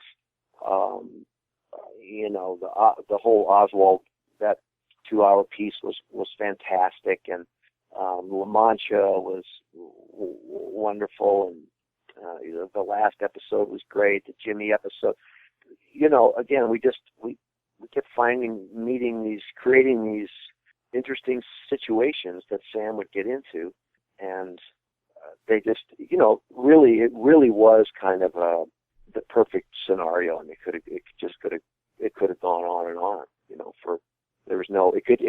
Quantum Leap could have been it could have easily been Doctor Who. It could have been Dr. Beckett, and it could have been, I could have gotten tired after a certain amount. I could have put a new guy in there and a new Al in there, and it could have just gone on because the premise of the show is perfect, in that what's it like to be walking somebody else's shoes, and it's as simple as that. And what would you do if you could do something over again? So many people, when they talk about Quantum Leap today, they always are hoping for more Quantum Leap. Do you think there will be eventually a reboot or a reimagining of Quantum Leap? Oh, somebody will do it, yeah. They'll figure it out. It's just, whether it's Don that does it or somebody. I'm sure they will, because our town of Hollywood is famous for reimagining, old ideas. There are only so many new ideas anyway. Mm. So it'll happen. It'll happen at some point. It's been a troubled road so far with that, but somebody will figure it out. Yeah, it's almost surprising that it hasn't happened yet. Oh, it's very surprising. But last time I talked to Don, he said, yeah, everybody wants me to write Magnum. They want to write in the Magnum movie. They want me to write the Quantum Leap movie, and he's got a lot going on in his life, and Yeah. That's not necessarily a priority for him. So We're just grateful for what we had. 5 seasons. That's pretty good. yeah, it's not bad. It's not bad. Talking about the Leap Home and playing your dad, could you tell me what that was like, playing opposite yourself and having to do all the makeup and the technical part of it? Well, it was grueling. It was a grueling experience, mainly because just back then the prosthetics and the system that existed to do age and makeup and everything just took a really long time. So I started the first time we did it. I went into makeup at 11 o'clock. I think I went to Jerry's house at 11 o'clock at night, Jerry Quist, and he put it on from 11 till I went into work at 7:30 and in the morning and worked until lunch. Then we took it off, and then I shot the rest of the day. I shot my side of those scenes, so it was complicated. And then Mike Mills came in, and then he was doing it, and we'd go to the trailer at whatever time in the middle of the night. I think the last couple, it almost always took though about 8 hours. So it was arduous. And the last time I did it, I was actually directing the episode also, and it was insane. Were they able to use the same makeup again when you reprised the role of your dad in that episode, Promised Land? No. Well, it was the same molds, but no, every time you take that, it's a one-time makeup. So I think I had 7 different appliance pieces on my face and a wig and so, a bald cap and a hairpiece after that. And so those all, once you're done with that, you throw those away. We kept the hairpiece, I think. But at least they kept the molds. Start over again. Yeah. Oh, yeah. Yeah. Was that your decision to bring back your dad in that episode, or did they write that? No, that was in the script. Okay. That was the script that they wrote. How did you feel about directing those 3 episodes of Quantum Leap? Oh, I had a ball. Yeah, I had a ball. Loved it. Had a great time. I loved just working with the actors and being able to talk to the actors in a different way than you're able to when you're acting with a director. So it's really it was very enjoyable. It was a protected kind of environment because I knew everybody. I knew everybody's strengths and everybody's weaknesses, and I knew what I just tell people to go do their thing, and it worked out great. The world again back then. There was no video playback. You just watched it on a monitor, and so they had to rig up an old VHS deck and attach that somehow to the top of the monitor, and then record that, and then put it on a tape, and I could watch it back if I wanted to, and take it home. It was, it was a big Magilla back then. So it's way different now, certainly, but back then it was a little bit of a challenge, but it worked out. I haven't looked at any of those in a while, but I'm pretty proud of what I did with them, and we had some really, really tough days, and we made them, so it was good. Did you ever get the urge to direct on Enterprise? Not really. I mean, I probably would have eventually, but that was an interesting time, and there was so much technical stuff, and I was just kind of getting familiar with, all of the technology that was already in place because that was a well-oiled machine, already just coming off of Voyager, and they've had the movies going, and it was just so I was kind of behind in terms of I wasn't with they had their effects people and everything that had been doing it for 15 years, so there was a lot of educating that needed to be done, and we had a bunch of good directors, and I didn't actually pursue it in that show at all, and although I probably would have down the line. Oh, cool. For Quantum Leap, did most of the directors, did you enjoy working with them? Were there any that just didn't get the character or the show while you were working on them? No, we really, I finally, after the first couple of years, I said to Don, it's really hard for me to get through the year, and if you wouldn't mind and the network would be okay, I'd like to just limit the number of directors we have, so that the people that came would know the show. That was the hardest part, was when a new director came in and he didn't know how we did the mirror shots. He didn't know how we did the leaps in and out and the bringing Dean in and out, because it was, again, way before any of the technology from today. So it was all little kind of tricks, but they took time. And I just said, because I'm there every second of it, and the people, once they know how to do it, then they get in and they do it right. It's quick and they know how to do it, and we're moving along as opposed to, kind of relearning it for new directors. And Not to say that we didn't have some new directors that came along, but for the most part, I said pretty much after season 2, I just said, you gotta help me out here, because it's exhausting to help directors and new people that hadn't directed before. But I said, oh my gosh, they haven't directed before, and they're directing our show, and I ended up having to do a lot, and it was fine, and I don't mind working that way sometimes, but over the course of a year, it just took a huge extra toll on me energy-wise, and I just, so we kind of got a stable of directors that were pretty, consistent, and they liked doing the show, and we could kind of rotate them, and it was like, okay, here comes Whitmore, here comes Zinberg, here comes, different people, Joe, and all. So we would just have kind of a bunch of regulars, and then everybody was comfortable. That's good. So towards the end of the series, it was probably getting almost like clockwork and better for you. Well, no, the problem was we never had, because every episode, we didn't have any repeating anything. So every episode started from scratch. It was a new year, a new look, all different cars. Every department had to figure out what's the right wardrobe, what's the right signage, what's the right, and the script was brand new. There was no carryover. There wasn't anybody else except Dean and myself. You had to recast and get new people, and so it was never clockwork. It was never clockwork. It was always a challenge, because there was just nothing repeated. We had the sets where back home, if you will, in our workspace, where we had some leftover, we had all of our scientific stuff, the chamber and all those kinds of things. But we only went there, I think, maybe twice, maybe 3 times, and that was it. So those were our standing sets. We didn't have anything else. So everything was new. You couldn't go in and flip on the switches and say, here we are back in the courtroom, and we're lit. It's just like, no, everyone, we had to kind of reimagine, redo, just create from scratch.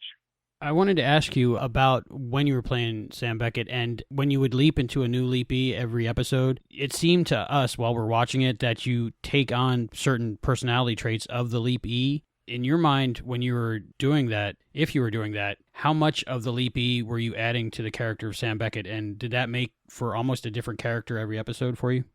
I think that most of that was in the imagination of the audience, which is just fine. I started making conscious choices in about year 3 that I would start letting the journey affect Sam Beckett on more of a cellular level than just an external level, and because it was just something that I thought was interesting, and Don didn't object to it, and we didn't even really talk about it. I just started doing it, certainly, and I forget what season Oswald was. If that was the beginning of 3 or 4, but. Those kind of episodes just were kind of so deeply troubling and emotional. And when we did the episode in the Shot Theater, I think, and stuff, I just felt like we could take the license, certainly in the sci-fi genre, to start letting some of these experiences start to kind of, and the time travel and the molecular rearranging and everything. I just thought it'd be interesting if we touched on that a little bit. So I started laying stuff in. It was fun to do. It was different things, the pregnancy episode, things like that, where it just took it a little bit further than, say, what I would have done in the first 15 episodes, and it was I like to do things like that if it's correct, when it feels right to me, then I think it's fun for for people who are watching the show. It may not be, and I don't talk about it when I'm doing it. It's not like, here's what I'm going to do this year on the show. You let stuff sink in, and you let people, because now that everything can be watched over and over and over again, and I felt the same way about Enterprise, and things that I've done that have been around for a while, even men of a certain age. You start layering your part. That's what we do as actors. You start building and trying to generate something that's alive and breathing as a character, and so I just started pushing those things in there, and I did it for me, for the, it's little cherries for the fans, and people that get it, people that don't, it's okay. Do you think the writers pick up on what you're doing and write towards that more? I don't know. I never talked to any of them about it. I just took what they gave me, and then if there was something that felt right to do, then I went and did it, and I'd find that quite often I just find it on the, while we were shooting it, just as I do, on NCIS here or whatever. You'll be in a scene and say, I wonder what would happen if I, grab that guy's arm here or whatever it is, and that changed the whole scene. So, the whole scene. And so, I don't think they never wrote anything in a script that said anything to that nature. Okay. But there was definitely an energy and a vibe about what we were doing, and I just took what they wrote and pushed it a little bit further. I have a little bit of a technical question. I spoke with Tommy Thompson and I spoke with Mr. Belisario about the science of Quantum Leap, and there, from what I understand, there was no hard rules. But what is your take on if your body was actually there, or if it was just your personality and different things like that? Well, that's impossible.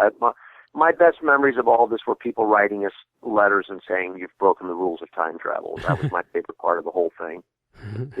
Steven Spielberg established these rules, and you guys have changed them. And that's always made me laugh. But I like Don's idea about your life is a circle, a string, and if you ball it up and different parts of the string touch each other, you can move from one to the other. I believe that we're energy, so energy can be moved and shaped and twisted around. So, and what we perceive of our realities around us is certainly something that is we can imagine any way we want to, and we look at things that we think are something that's a table, but we know that it's made up of cells and energy, and so. I like to feel that that was also an evolving thing, that we took a convention that the character's appearance didn't shift, but, the person inside, the essence of the person was not there anymore, that the essence of Sam Beckett was in that person for that amount of time. The energy, my spirit was in that person, and their spirit was back in my body. So that's how I always looked at it. Very cool, very cool. Mirror Image, what did you think of it, and how was it different when it aired from when you read the script and filmed it? Because I understand there was alternate endings, and they didn't come up with the final title card until a couple days before it aired. Well, I've said this many times, but it was the greatest piece of writing that we did on the whole show, short of the creating the show, because it served 5 different purposes. It was, if we got renewed, if we got canceled forever, if we were going to make a movie of the week, if there was going to be a feature film. So Don had to fulfill all of these.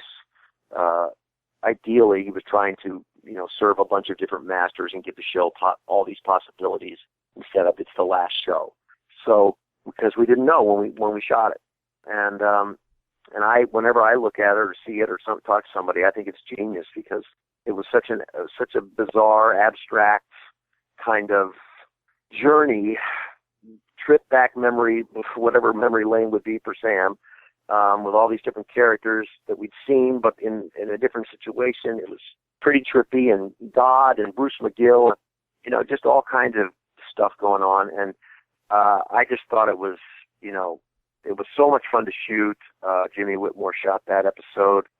Obviously, it was Don's family's bar recreated down, within an inch of its life, into the pictures and the pig knuckles on the bar. And his family came in and were just, moved to tears when they walked in to see it. And always, we had a feeling it was going to be the last episode, so it was extremely emotional. And outside of shooting, it's always hard when it's like closing night on a Broadway show or something. It's very hard to get through the show because you've been through so much and you've had so many experiences. And it was weird. It was like the rap party that year was weird, because we were like, is this really a rap party? Is it a rap party? Or it was extremely difficult. And yet I think the fact that people still talk about it, some people didn't like it, some people, hardly anybody. You can never find any show where everybody says, oh, that was the best last episode ever. Everybody's always unhappy in some way, shape, or form. And I still am intrigued and puzzled and delighted by the whole episode, and the fact that we're still talking about what did it mean, and who was that, and was that God, and who was it, Bruce McGill, all of those things. It's like, great, that's good. Everybody's talking about it. Mm-hmm. It doesn't have to be all spelled out all the time. So I loved it. great scenes in it, great scenes with Dean at the end. It was just, you know, it was, and then you had the card at the end, you know, all of that stuff. And so that was the last episode. It's crazy. And finally, before we go, is there anything you'd like to say to all the Leapers that are listening? No, just, you know, it's been a lot of great years and sharing this journey with everybody, and I'm always delighted that new people find it, and still so many people talk about watching Quantum Leap with their family, and that's always, I think, a great. It's you know, a sign of the times back then, but certainly it always makes me happy that people, oh yeah, I watch this every Sunday with my dad, or you know, we all sat around the TV and watched it. No, because people don't do that anymore. So very seldom anyway. And so you know, it's a miraculous journey that we're still around and all over the planet and well received, and something I'm proud of. And the fans have been awesome for many, many years, and we keep getting new ones. Thank you so much. You got it.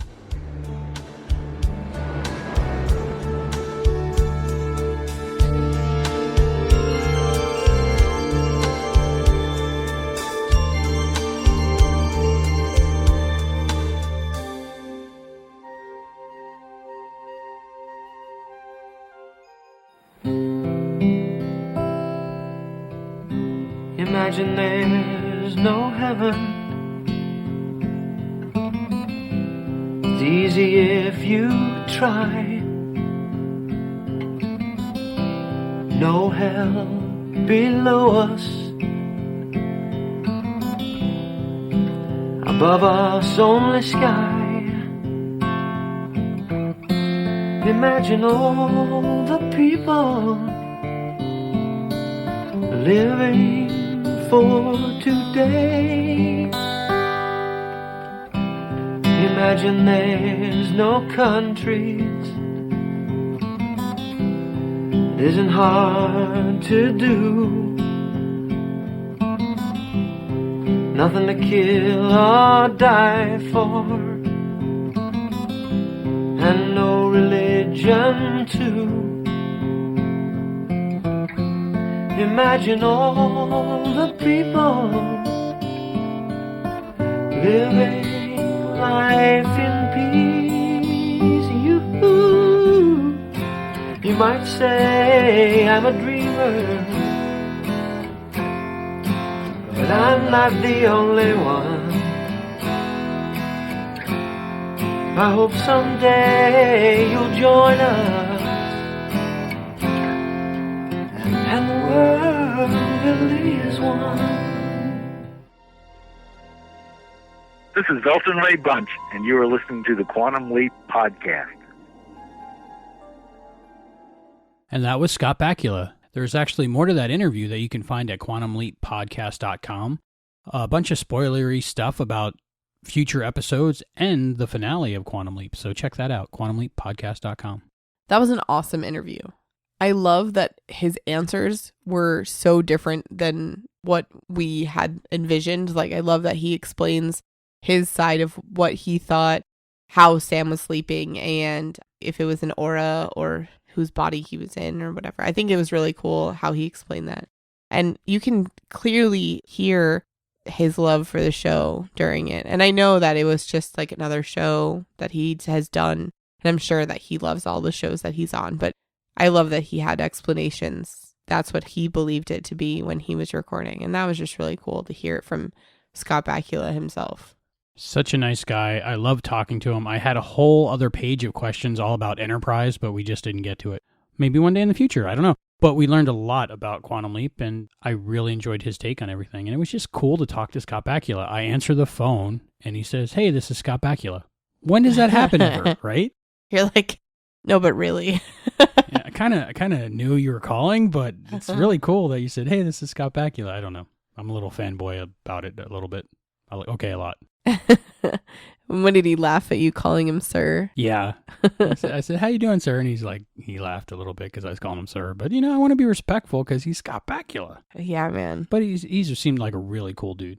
I'm still shocked. I remember when you first thought of this whole project and getting Scott Bakula on the show, and I was like, yeah, sure, buddy. Good luck with that. You didn't believe my crazy, but it worked out. Thank you so much to Scott, and thank you to JD Schwartz for helping us set that up. Very much appreciated. Thank you. Yeah, thank you so much. And now I'd like to play a little clip from, hey, it's Tiffany S. Tiffany from Instagram. She is learning to play, I think, a violin. It could be a viola. I'm not sure. I can't tell them apart. But she's learning to play it, and she figured she'd play a little bit of the Quantum Leap theme song for us and tag us in it. And it was so cool, and it was only 15 seconds. So I asked her to record a longer version for us, and she did. And here it is.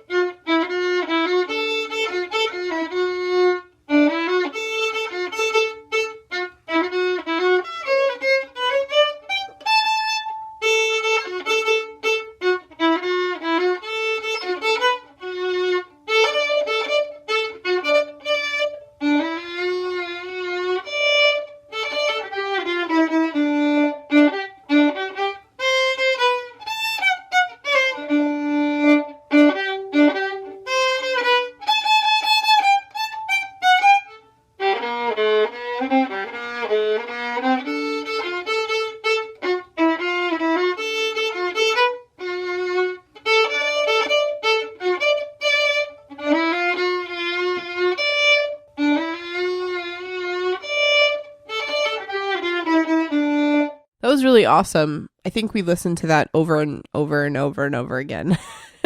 It's my new ringtone. Thank you so much, Tiffany. In our next episode, we have two guests.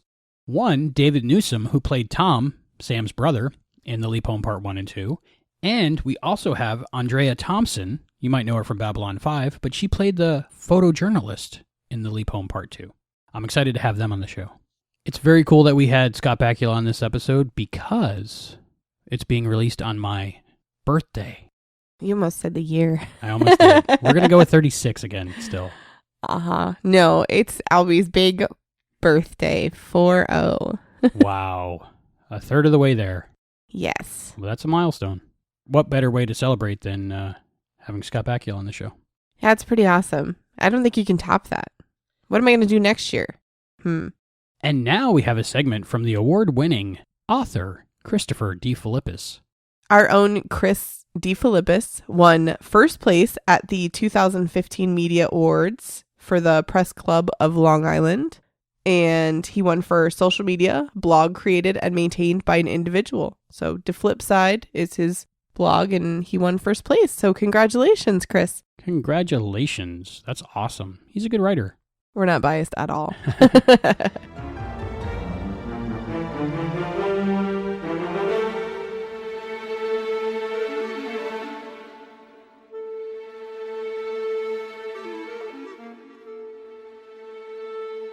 Welcome, everyone. I'm Christopher DeFilippis.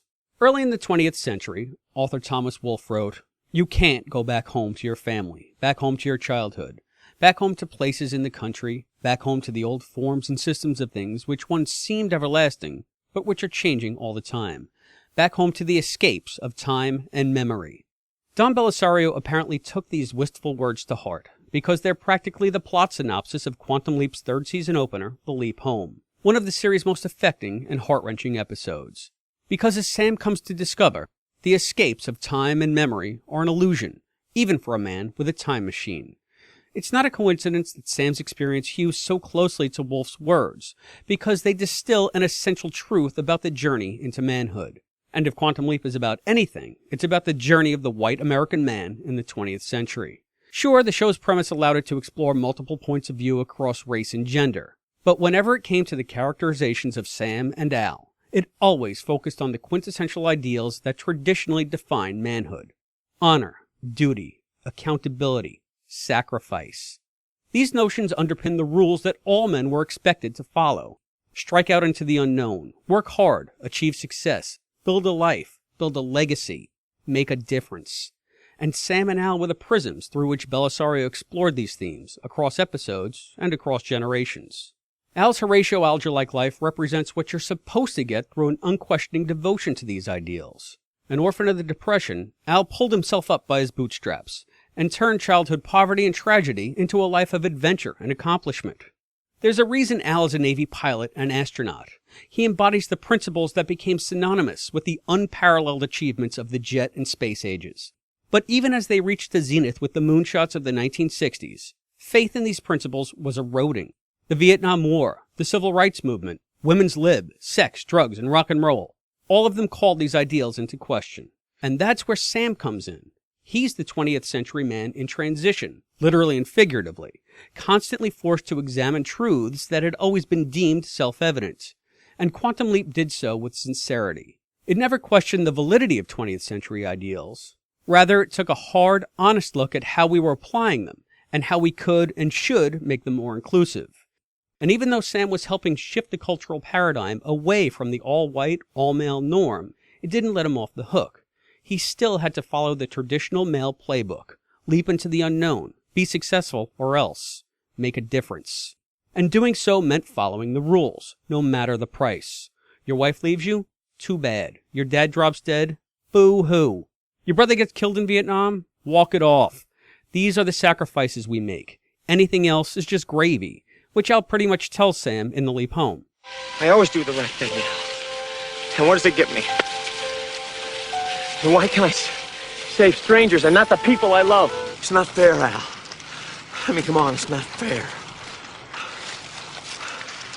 Well, I think it's damn fair. What? I'd give anything to see my father and my sister for a few days, to be able to talk with them again, laugh with them, tell them how much I love them. I'd give anything to have what you have, Sam. Anything. Don't whine. Don't question. Just treasure it while it lasts. Al's old school thinking is very telling. In MIA, we learned that Al was so duty-bound that he volunteered for a second tour in Vietnam, which ultimately cost him his marriage to his first wife, Beth. And when the rules of leaping prevent him from rewriting history to save the marriage, Al reluctantly does his duty, makes the sacrifice, and loses Beth again. But not Sam. After being told that he can't change his own family's lives for the better, Sam goes rogue and makes what is arguably his first conscious leap, to Vietnam to try to save his brother. It signifies the generational shift between Al and Sam. In effect, Sam is saying, no, we do have the right to question these rules, and how we're applying these ideals. What good are sacrifice and duty without reward? What good is changing the game if we don't teach ourselves to play it differently as well? Of course, all of this is subtext, and these themes ebbed and flowed throughout the show, but they took center stage in the series finale, Mirror Image. In the episode, Sam is cut off from the project and must act purely on instinct. His ideals help keep him afloat, but he can't move forward if he maintains his blind adherence to his normal way of doing things. He needs to let go of Al, because the old rules he represents no longer apply. And once Sam realizes that, he not only forges ahead, but he's able to redeem Al's sacrifices as well, making sure they aren't in vain. He's not abandoning his ideals. His journey will still require honor and duty and accountability and sacrifice.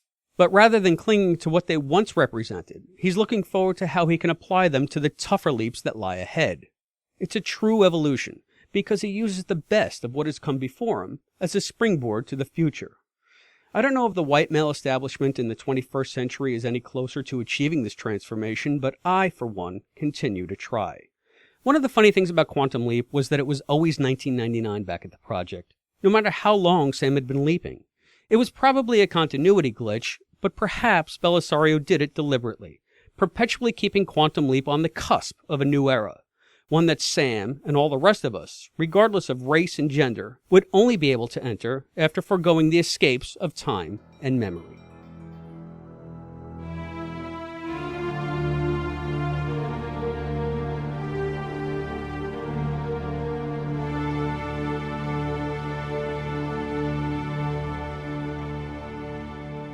Thank you so much, Chris. That was very good. I really like his take on that. Makes you think, you know?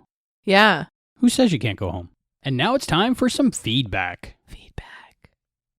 We have a voicemail. Finally. Yay. Woohoo. This one's from Ben. Hi, Albie and Heather. It's Ben Mysek from Omaha, Nebraska. Hey, I love the show. Really do. What, if any, thoughts What if Sam tried to do his quantum leap experiment today? What sort of issues would he run into? Who would he leap into? Would he run into the evil leaper again? Thanks. Bye.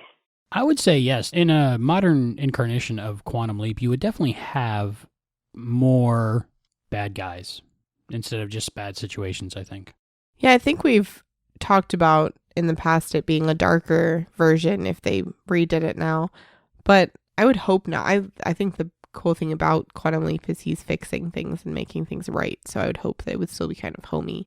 Some issues they'd cover now would probably be marriage equality, being able to order a pizza or a cake in certain places. Yeah, I definitely think they would have done an episode on that. I don't know. It'd be interesting. I'm thinking, like Scott mentioned in his interview, it could still be going today, and there's so many topics that they didn't cover. Yeah. So it'd be great to see it back on the air. Yeah, it could be like Doctor Who with just different people, like with our audio drama. Even with Scott Bakula in an alternate universe, because, I mean, he's doing a TV show on the air right now. Yeah. So it could have been Quantum Leap again. Yeah, that'd be nice. Either way, I'll watch it. I'll watch it if he's a doctor or a lawyer. I don't care. And it's Scott Bakula, right? Yeah. So thank you very much, Ben, and keep those voicemails coming. I feel like we should call someone else out on this episode. I'm going to continue to call out the members of the Quantum Leap podcast universe to come leave voicemails on our show. So none of you are safe. Gerald Geraldo writes, what the did you guys do to your website? Well, we, Hey, did you guys see the new update to the website?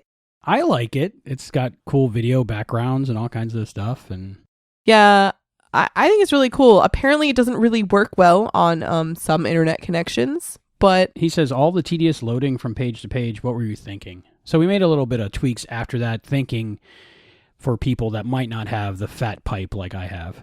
I don't even know what to respond to that sentence. So there's less loading and more old-fashioned loading, where like you wait for pictures to pop up. We were just trying to take you back to 1995 dial-up speeds, you know. No big deal. I saw the sign. Gorak. All right, so thanks for the feedback. This is from Tina Maria. This is on our Facebook page.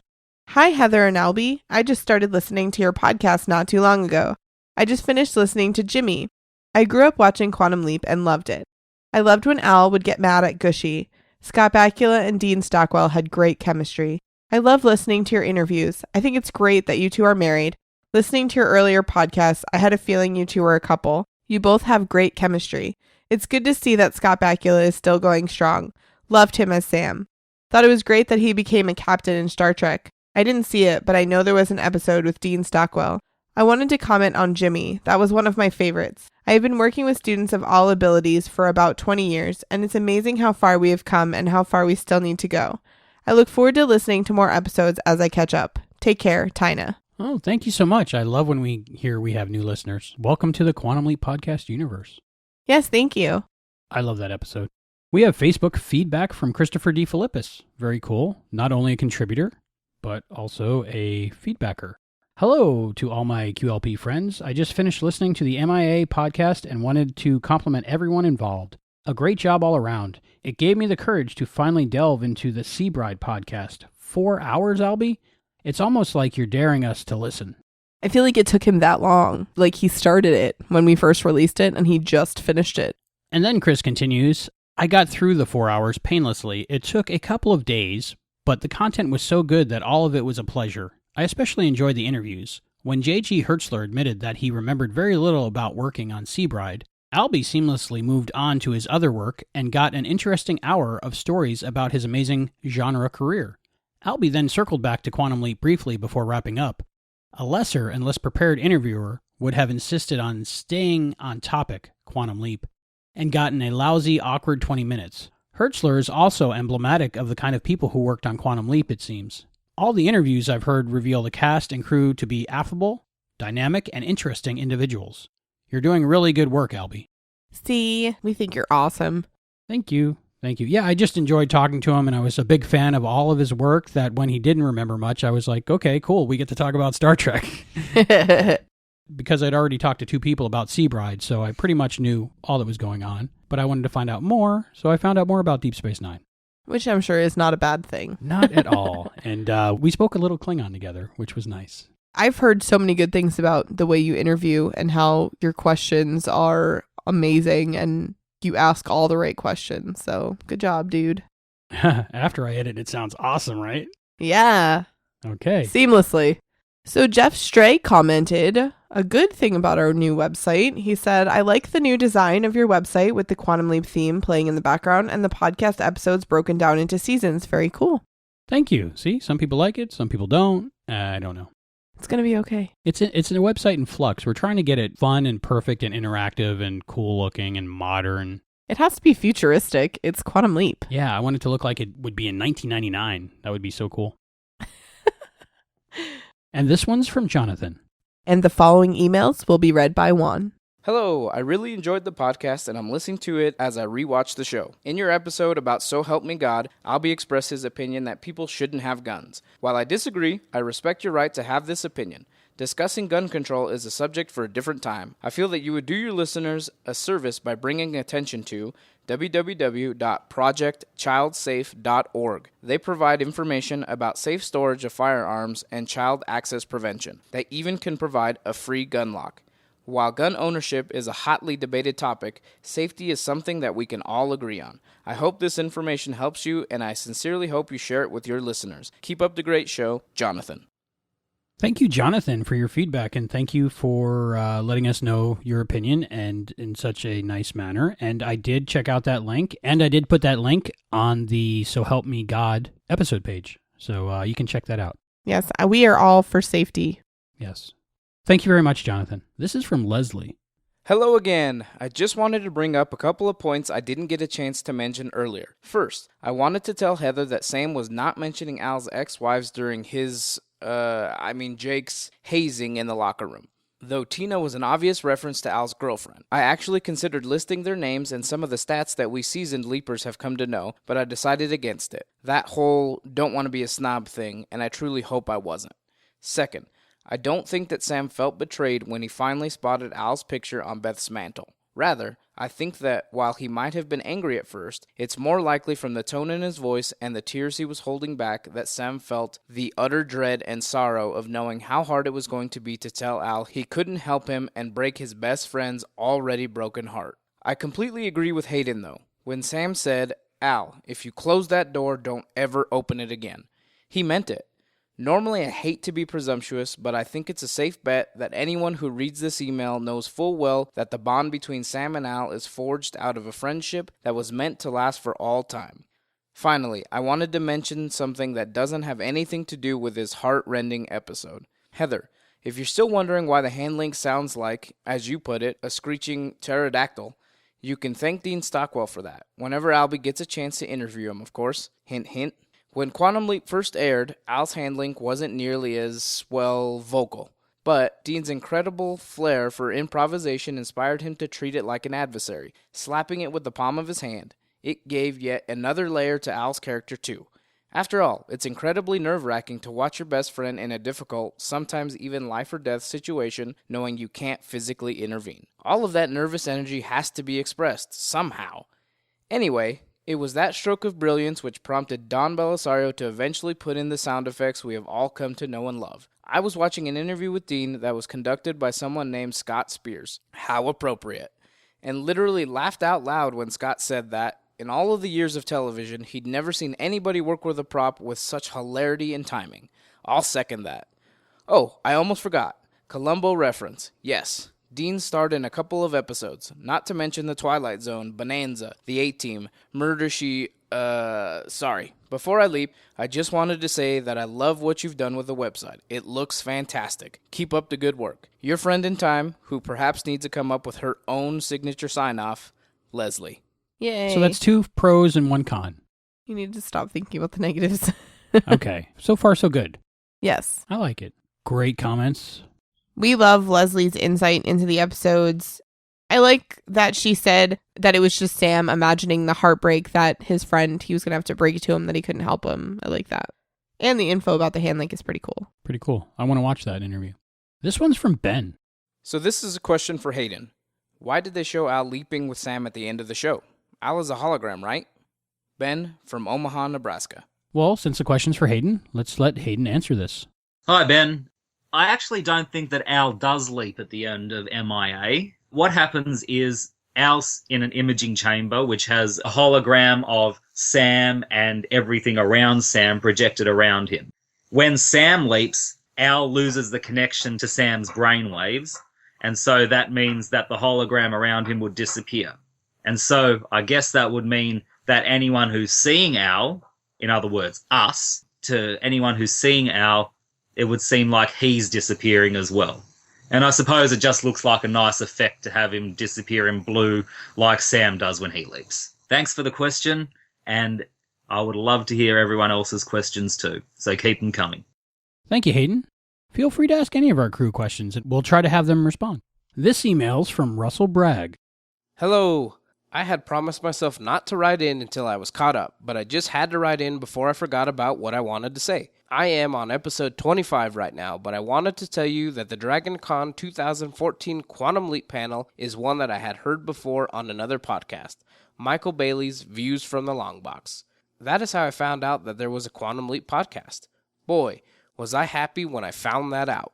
I am thoroughly enjoyed and can't wait to catch up and hear your take on certain episodes. It is very unique to do a podcast where you have never viewed or read or know absolutely nothing about the subject going in. So Heather, I applaud you. I hope you continue to be unspoiled during the entire run and, what's going on? I feel strange, like something's taking over my mind. Hello, Heather. I am Zoman, and I have leapt into this person to spoil the ending of Quantum Leap. Yes, it is true. Sam Beckett walks out of the shower, and the entire run of Quantum Leap was just a dream. What happened? I must have blacked out. Better close for now. Next time I write, I will be caught up and I'll give my Quantum Leap history. Until then, thank you for keeping me entertained at work. Russell Bragg, Clarksburg, West Virginia. Host of the DC Comics Presents show. P.S. How do we know that when Sam leaps out and the other person leaps back in that they don't screw up what Sam has fixed?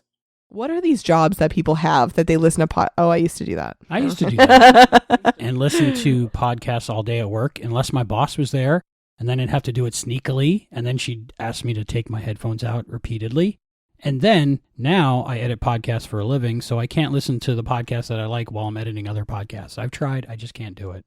Yeah, I used to listen while everyone else was asleep and the store was closed. I would listen to podcasts or audiobooks, and now that I work normal people hours, I can't do that.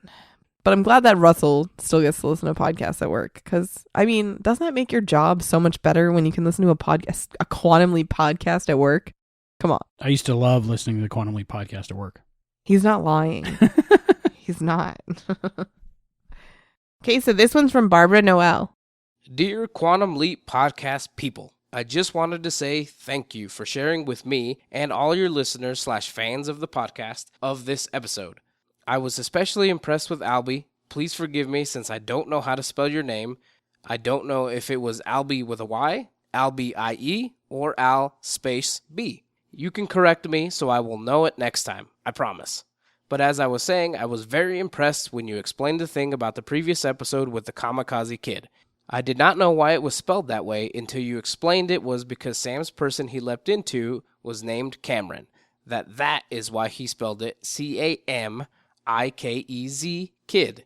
Thank you for enlightening me with that lesson. Sincerely appreciated. Also, Heather, I wanted to say thank you for letting me know about Woody Allen. I'm not really a fan of Mr. Woody Allen, so I would not have picked up on that kiss with history sort of thingy.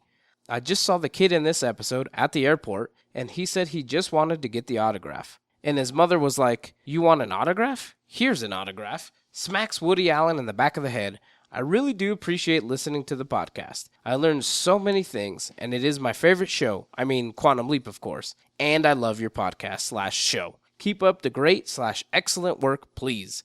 I can't wait to get the next podcast. I would love it if I can continue to send email with my feedback for all the podcast episodes. Please. Sincerely and respectfully, yours, Barbara Noel. Thank you so much, Barbara. And it's spelled Albie. From what I understand, I got my nickname because my real name's Albert, but everybody calls me Albie growing up my whole life, from a 1970s TV commercial about albacore tuna and Albie being on the label. I have yet to see this whole ad campaign myself, but that's why they started calling me Albie. I want to say there's an Albie on like The Real Housewives of New Jersey or something too. I've bumped into 2 Albies in my life, and it's weird. Keep listening and keep sending feedback. You know, it'd be great if we had another feedback from her right now. Hey, we do. This email is all about our episode we did on Honeymoon Express. Dearest Quantum Leap Podcast, firstly, nice touch to this episode. I like that you recorded this podcast episode while traveling on a train. I like train rides, and I wish I was on one now too. A very nice sound of the train going on in the background. I wanted to mention to you the thing about the French Cross of Lorraine. If you recall, or didn't know this, on the show Magnum P.I., another show that was produced and created by Don Bellisario, Tom Selleck was Magnum, and Magnum's friends Rick and TC also wore the ring with the French Cross of Lorraine. Perhaps there is some significance about that?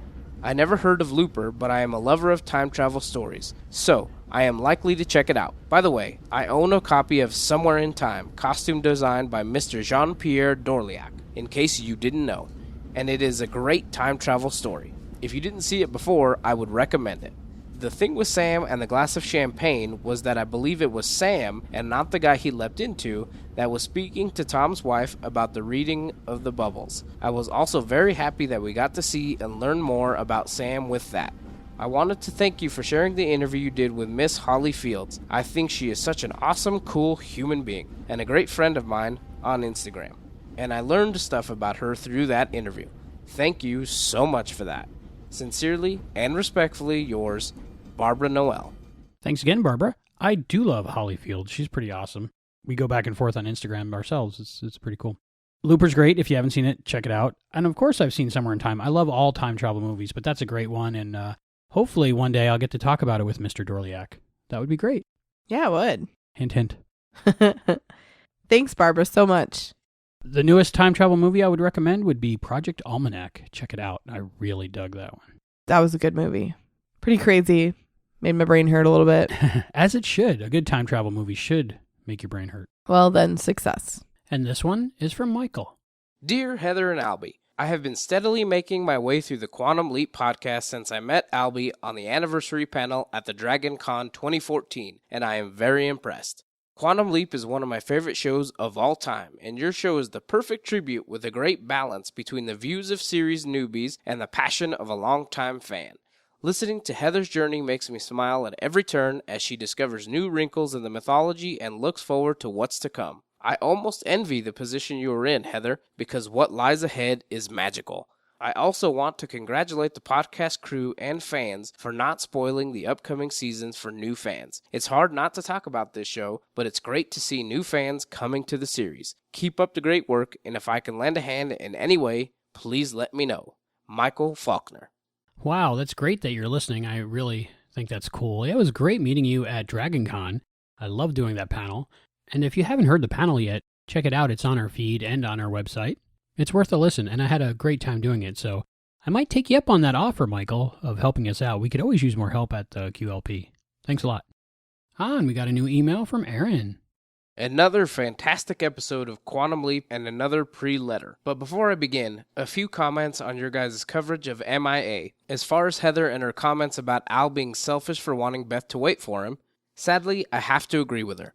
While I understand Al's thoughts, it was selfish of him expecting Beth to wait and not know if he's dead or alive. As I said last time, this was a series of episodes that were the best by far. Comments on the episode, The Leap Home, Part 1. This episode was a month before my birth, December 24th, 1969. Sam gets to use his own name, not just his first name, but entire name. I think it's interesting that Sam played both himself and his father. Peach Cobbler.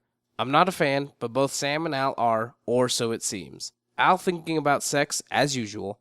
The mind of an adult in the body of a 16-year-old. Sam there to help his team win the game, something I'm sure a lot of sport players have wished for. I wasn't a big sports guy, so that part didn't hit home with me, but the other part of the episode, changing the past to save his brother, hits very close to home. Sam wanting to save his father, sister, and brother from their futures, very moving and personal. I think it's good that they referenced the last episode with Beth marrying that nozzle lawyer, but sad to see she still married the nozzle. Speaking of the previous episode, Al is looking much better this leap. Looks like he got some rest. Sam bringing modern slang to 69. Love it. And the part where Sam gets done singing to his sister and she breaks down crying, it always makes me tear up. And then when Al tells Sam that he's lucky to get extra time with his family, sorry, too much dust in the room right now. Anyway, great episode. Looking forward to the next one. Aaron, Brotherhead, Moss. I'm so glad you're sticking with us, Aaron, and great observations and great comments. Thank you so much. Peach cobbler. I'm looking forward to having it this Thanksgiving. Not a fan of peach pie. I like peaches. I like frozen peach. I like peach ice cream. But peach cobbler. I like apple cobbler, because that's close to apple pie. My two favorites are apple pie and pumpkin pie. Ooh, pumpkin cobbler. I think I got off the subject. But thanks, Aaron. A new one from Leslie. Hello, Albie and Heather. You should probably finish watching The Leap Home Parts 1 and 2 before you read this. Where do I even begin with this monumental episode? Actually, before I start, I have to thank you for welcoming me into the fold and for the encouragement you extended towards me during the feedback portion of the podcast. This may sound a little silly, but I was rather sleep deprived when I wrote my first email, so I was worried about being too long-winded. I'd also like to apologize in advance in case I come off as seeming like a Quantum Leap snob. There are a few theories which you, Albie and Heather, touched upon during the episode recap that I respectfully disagree with. I've always tried to state an opposing opinion politely, but I also have the tendency to express said opposition vehemently. Also, if I comment on something either of you initially said but then recanted, I'm sorry for that as well. Hell, I've only listened to this particular episode recap twice so far, so it's quite possible that I didn't catch everything. Jeez Louise, as Al would say, I sound a bit like Heather did when she voiced her trepidation at the beginning of this podcast. So before I get into some of my amicable objections, I wanted to tell you that, like you, Albie, I too regard this heart-rending season finale as one of my own personal memories. No matter how many times I see it, I cannot imagine watching MIA without crying. As you put it, Albie, this is the definitive Dean Stockwell episode. While I can't say that I knew from the first time I watched MIA on TV that Dean was putting himself into an incredibly personal and painful place to give us that exemplary performance, I will say that knowing it now makes me appreciate what he does even more than I did when I first discovered Quantum Leap in my late teens. In fact, I didn't know the extent of Dean's methods until I saw that YouTube video, a clip from a 1987 interview in which he said that, in order to play a character who was extremely overwrought, he had to draw upon real emotion. It's that same skill, that same instinct, which turned him from an unforgettable child star into the brilliant actor he is today. Moreover, it explains why, no matter what part Dean is cast to play, you can be damn sure his character believes every word he says. I get chills when I watch Dean as Cylon John Cavill express his contempt, with bone-chilling conviction for the limitations of his human form. Naturally, I had to mention one of his roles in Battlestar Galactica sooner or later. I think it's safe to say the final scenes in MIA are the most heartbreaking, especially taking Dean's history as an actor into account. What drove that point even further home for me was listening to Albie's interviews with Don Belisario and Deborah Pratt. They certainly put the last scene into perspective. From this day forward, whenever I watch this episode and arrive tearfully at the part where Al sorrowfully whispers, "Oh Sam, why did you make me do this?" I will always think of that line as Dean's lament to both Don and Deborah for writing what was an incredibly difficult episode for him. By the same token, I also think that there was so much more to Sam's inability to look at Al than what was written in the script. Maybe I, like Beth, am too much of a romanticist, but the final scenes between these two amazing men were so palpable that I honestly believe it was Scott Bakula himself who felt the need to turn away from his co-star. It won't be the last time this happens in the series either. This, of course, is due in no small part to Scott's own unwavering ability as a truly gifted actor, and this sentiment actually leads me to my first disagreement. Heather, you commented that you thought Sam was awkward during this entire episode. I feel, rather, that, like Albie said, Sam knew deep in his very soul that something about this leap wasn't right. As close as they are to one another, even with a Swiss-cheesed brain, Sam could tell that his best friend was keeping something from him, and Scott portrayed that sense of confusion perfectly. At the risk of stating the obvious, I don't think Sam's interactions with Beth, Dirk, and especially Al would have fit the tone of the episode if Scott had portrayed Sam the same way he did in Seabride. Speaking of Swiss cheesed, I feel like I must point out to the two of you that you frequently use this expression incorrectly. The term applies to the holes left in Sam's memory when he leaps, not the residual part of a leapy's personality which, by the way, he doesn't exhibit until season 3 through 5. This is another aspect to Sam's character that I believe you have misinterpreted. This is also where my aforementioned apology comes in. Now to the part I'm actually nervous about mentioning. Personally, I think the phrase, "you chose war over your wife," is every bit as insensitive as Sam using the phrase "more important" to describe the scenario involving Skaggs. Please believe me, I don't want to turn this into a political discussion, especially considering that the Vietnam War has been hotly debated since the 1960s. But anyone who's ever served in any branch of the military will tell you it's not as cut and dry as you made Al's tours of duty sound. Al was a naval officer, a pilot who, like Sam's brother Tom, a Navy SEAL, had taken an oath to serve his country. I'm not condoning war in any way, shape, or form, especially that one, but in all honesty, I didn't care for the phrasing of that particular point. That doesn't mean that I disagree with what you both said about how hard this was on Beth. As horribly as Al suffered for 6 years at the hands of the VC, it was just as difficult for Beth to come home every night to an empty house, not knowing if her husband was dead or alive. Again, please note that I mean no disrespect. I just feel that particular point could have been conveyed a little better. That said, I was happy to hear that the consensus of this episode recap was that there was no actual bad guys in the main storyline. I hope this isn't too spoilery, but Al will express his feelings regarding Vietnam in Season 5. A little closer to home, pun intended, Heather, is this little teaser. Keep an eye out for that purple outfit of Al's in Season 3. He will be wearing it while conveying some extremely touching sentiments about the most important relationship in his life. And that's all I'm going to say about that for now. Another crown jewel, to paraphrase what Hayden said, courtesy of the one and only Dean Stockwell. There's so much more I wanted to say, but I think I've taken enough of your time, and my Ziggy, or PC, is acting hinky, to quote Al and also Abby Shudo of NCIS. Thanks for listening, and I can't wait to hear Albie's interview with our timeless superhero, Scott Bakula. Your friend in time, Leslie. Thank you so much, Leslie. A lot of good points, and I understand your opinion. I really do. I appreciate you writing in and letting us know how you feel. I'm sure a lot of listeners feel that way. And keep writing in. I really enjoy reading your emails. Thank you so much. All right, so that wraps it up for our emails. So do we have any iTunes reviews? And we have some iTunes reviews. So this is from Fozzie2J from the UK. Oh boy, what a joy. I actually just rewatched this series recently after seeing it back in the day and after finding out about this podcast by accident on Twitter. Someone retweeted you. I'm now going through it once more. Great show and keep up the fine work. Thank you, Fozzie2J. I wonder if he likes Y2J and Fozzie. Maybe. I do too.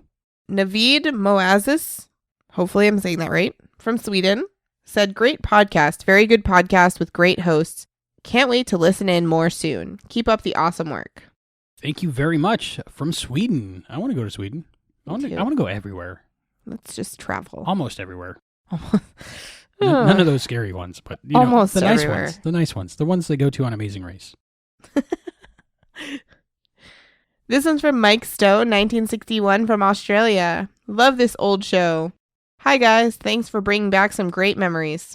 Thank you for leaving some feedback. I really appreciate it. Please, everyone, if you haven't left us iTunes reviews yet, please do so. Give us a 5-star rating if you think we've earned it. So if you like us, 5-star reviews, please. Thank you so much. There are many ways. How many? Many ways to leave feedback. You can go to our website, our brand newly designed website. That some people like. That most of us like, at quantumleappodcast.com. You can send us email and MP3s or OGG Vorbis or any audio format you'd like to quantumleappodcast@gmail.com.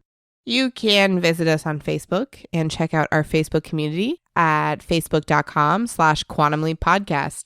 We're on Twitter @quantumleappod. And on Instagram @quantumleappodcast. Also, if you guys are on Twitter and you want to reach out to either Albie or me personally, you can reach us at Albert Burge for Albie and at Heather Burge for me. Check us out. Follow us, and we post weird stuff that has nothing to do with Quantum Leap sometimes. I don't even know what I posted on Twitter last. But I'm there. I'm there if you want to reach out. We have some awesome patrons. Tom Quinn and Donald Summerlin, thank you very much for your support in our show. And if you'd like to support the Quantum Leap podcast and everything we do, or maybe not everything we do, but at least the show, go to patreon.com/Quantum Leap podcast for more details on that. For as little as $1 an episode, that's a fifth of a cup of coffee, you can support the podcast you love. I would love to just gift someone a fifth of a cup of coffee. That would be an espresso, right? I think those are more expensive. Oh, it's very confusing. But anyway, check us out on Patreon. Thank you so much. You know who I haven't heard from yet? Hayden.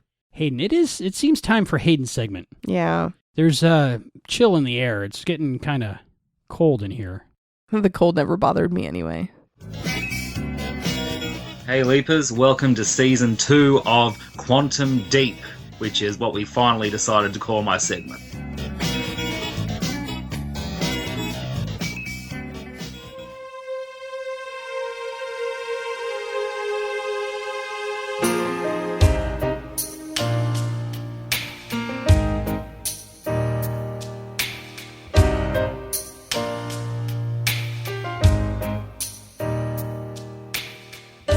It's funny how you can listen to a song and it can remind you of something completely unrelated. Sometimes a song can even be a completely perfect theme song for a completely different situation. For me, this happened when listening to the Oscar-winning song Let It Go from Disney's Frozen. If one mentally snips out the parts about coming to terms with having ice powers, the sentiments expressed by Elsa, who was voiced by the jaw-droppingly brilliant Idina Menzel, the sentiments are pretty much identical to those expressed by Sam in The Leap Home Part 1. Let's take a close look at some of the lyrics. A kingdom of isolation, and it looks like I'm the queen. Well, in Sam's case, king. In the Quantum Leap universe, Dr. Samuel Beckett is the only person in the world who has been able to travel through time. And so there literally is not anyone else who can understand his situation. And even if there were, Sam was the first. So he would be the one elevated to the level of guide, mentor, counselor, king. There would still not be anybody who could do the same for Sam, at least until that person had the experience to be considered a peer. And in the time that takes, who knows how much psychological turmoil and damage Sam could endure that would have to go untreated. The wind is howling like this swirling storm inside. Couldn't keep it in, heaven knows I've tried. Don't let them in. Don't let them see. Be the good boy you always have to be.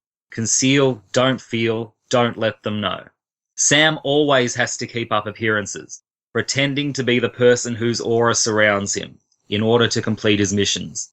Even on a standard leap, where Sam doesn't have a deep personal connection to the people whose lives he has entered in to help, he still always has to do everything he can to make sure these people end up having a better life, unable to ever show or even acknowledge the stress that he's put under. Sam has to be perfect, a perfect actor, and perfect at everything he executes. Depending on the mission, lives could even depend on it. And what happens when you continually bottle things up? Eventually the bottle gets overfilled, and what happens when it can't handle the pressure anymore? It explodes. Let it go, can't hold it back anymore. Let it go, turn away and slam the door. I don't care what they're going to say. Let the storm rage on. The cold never bothered me anyway. It had been established much earlier in the series that when creating Project Quantum Leap, Sam himself realized the risks of the Leaper altering his or her own past. It could put the project, and even the Leaper's own life or destiny, in jeopardy. The committee understood this as well, which is why, especially in the beginning of the series, they upheld the rules as best they could, even firing Al for giving Sam classified information, which he then used for his own agenda, which was trying to reunite the love of his life, Donna Elise, with her father, to give her some closure about him leaving and to help her get over her fear of abandonment. This was done in the hopes that eventually Donna would choose to marry Sam.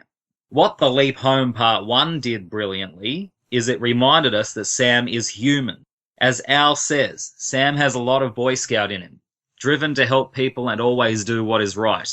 But Sam is not perfect. He is selfish at times. We saw this in Catch a Falling Star. He didn't want to leave Nicole, another woman he loved in his life, and so was actually considering not saving the star from falling so that Sam wouldn't leap. Again, in this episode, we see Sam considering not attempting his mission to help the high school win the championship game. because he doesn't want to leave his family home. Again, we see Sam is willing to sacrifice the happiness of his teammates and the good they could do. Al had projected that many of them would go on to great things if they'd won the basketball scholarships, just so that he could enjoy more time with his family. Ultimately, Sam's conscience kicked in, but it did show that Sam is more three-dimensional than your usual protagonist and hero. But since Sam's mission didn't really have anything to do with his family, maybe it would have been kinder for Sam to not leap into his own life in the past. There's no reason he couldn't have leapt into one of the other players on Sam's team and completed the same mission. It's funny how some distance makes everything seem small, and the fears that once controlled me can't get to me at all. It's time to see what I can do, to test the limits and break through. No right, no wrong, no rules for me. I'm free. Let's also remember that when Sam tries to save the lives of his father and brother and stop his sister from entering an abusive marriage, he is actually breaking the rules of the project that he himself put in place, to not use his position as time traveler to alter the course of his own life. Even though the Project Quantum Leap committee is more likely a lot more liberal with the enforcement of the rules under the chair of Diane McBride than it had been under Weitzman, one has to wonder just how much Sam actually can get away with without any consequence. I feel for Al, as the liaison between the goings-on of the project and the committee, probably having to justify every move that Sam makes, just so the project will continue to be funded. But Sam is not afraid of the committee anymore, knowing that it is God or time or fate or whatever that is leaping him around, and the knowledge that the committee doesn't do anything besides be a rubber stamp for the checks anyway. And in a way, with all the good that he has done, Sam has earned the right to some happiness, and it's obvious that his family is Sam's happiness. So why shouldn't he try to save the people he loves? Let it go, let it go. I'm one with the wind and sky. Let it go, you'll never see me cry. Here I stand, and here I'll stay, let the storm rage on. When hearing this phrase sung, all that goes through my head is the vision of Sam in tears, running off into the cornfield, realizing that Al is right, and that he's not able to do anything to change the lives of his family. And one thought crystallizes like an icy blast. I'm never going back. The past is in the past. This is another surprisingly apt sentence for the situation at hand in this episode, mostly because of the fact that Sam's situation makes the phrase, the past is in the past, have a completely different double meaning. Usually that sentence would mean that what has already happened can never be changed, and you just have to accept it. In the Quantum Leap universe, at least at this stage, Sam is the only person who actually does have the ability to travel into the past and change things for the better. So this would mean if he was to say the past is in the past, it actually has a much darker double meaning. It would mean that he's making the choice not to do anything to change bad things that have happened. And so for someone as inherently moral and selfless as Sam is, it's shocking and heartbreaking to see. Let it go, when I'll rise like the break of dawn. Let it go, that perfect boy is gone. Here I stand in the light of day, let the storm rage on, the cold never bothered me anyway. When the song Let It Go is juxtaposed against Sam's personal anguish during the Leap Home Part 1, the only thing that does not make any literal sense are the parts of the song which directly reference Elsa coming to terms with her cryokinesis, in other words, her ice powers. But it's also somewhat poetic, if not extremely dark, if one takes those references as a metaphor for Sam's heart getting colder, no longer getting any satisfaction out of his life's work, and willing to throw in the towel, despite knowing deep down that he is the only person who can do it. His line, "Why can I save strangers and not the people I love? I'm not doing it anymore. I quit," gives me chills. He does make a very good point too. Nobody should be off limits to be helped. But there are some things that just aren't meant to be. It was the things that happened in Sam's past which turned him into the person he is today. Perhaps it was living through Tom's death which taught him that sometimes bad things happen to good people. Maybe it was even this event which made him subconsciously want to travel in time to put right what once went wrong. Perhaps it was living through his father's premature death from a heart attack which gave Sam the drive to study to be a medical doctor, The skills, which in turn he has utilized to save numerous lives. Perhaps it was Katie's marriage to Chuck, who, on the outside, seemed like a decent human being, while really being an abusive alcoholic who would badly beat her, which prompted Sam to build his uncanny ability to read people. A skill which would prove invaluable when leaping into unfamiliar situations and having to make decisions at a moment's notice. Imagine if Sam had grown up with different experiences, building different attitudes and a different set of skills. Would he have been able to help as many people as he had and still could? I would argue he probably couldn't.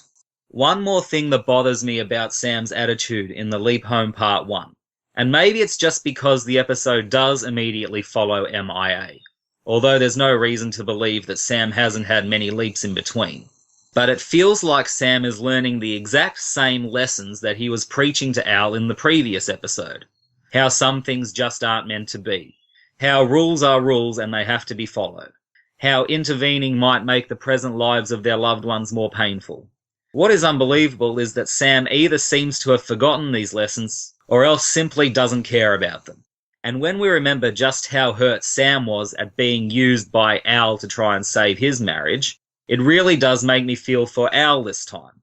Because either Sam doesn't care enough to think about his best friend's feelings, or worse, he does realise and simply doesn't care about them. In this case, Sam is either unfeeling or he's a hypocrite. So this is why I'm glad that it's actually Al who puts Sam back in his place. And the fact that he remains so cool about it in the process makes me respect Al even more. Al is the one that reminds Sam they'd gone through an almost identical situation with Beth, and that just wasn't meant to be. He also tells Sam that it is damn fair that he gets a chance to spend just a little bit more time with his departed loved ones and tell them that he loves them. I think if I was in Al's situation, seeing Sam being so selfish, I'd probably be a lot more scathing. But I think this also shows that finally, both a few days and a full 30 years after it happened, that Al has finally accepted his fate without the love of his life and is now moving on. He himself says that it wasn't meant to be. If Al still had resentment, then he probably would have shown a lot more anger towards Sam in his fit of selfishness. Without being too spoilery, there is even more character development for Al in Part 2 of The Leap Home. It could even be argued that when shown back-to-back with MIA, the 3 episodes form a trilogy, with the overarching story of Al moving on with his life. In fact, now I think about it, maybe I was mistaken, and Let It Go isn't Sam's anthem for this episode. Maybe it's actually Al's.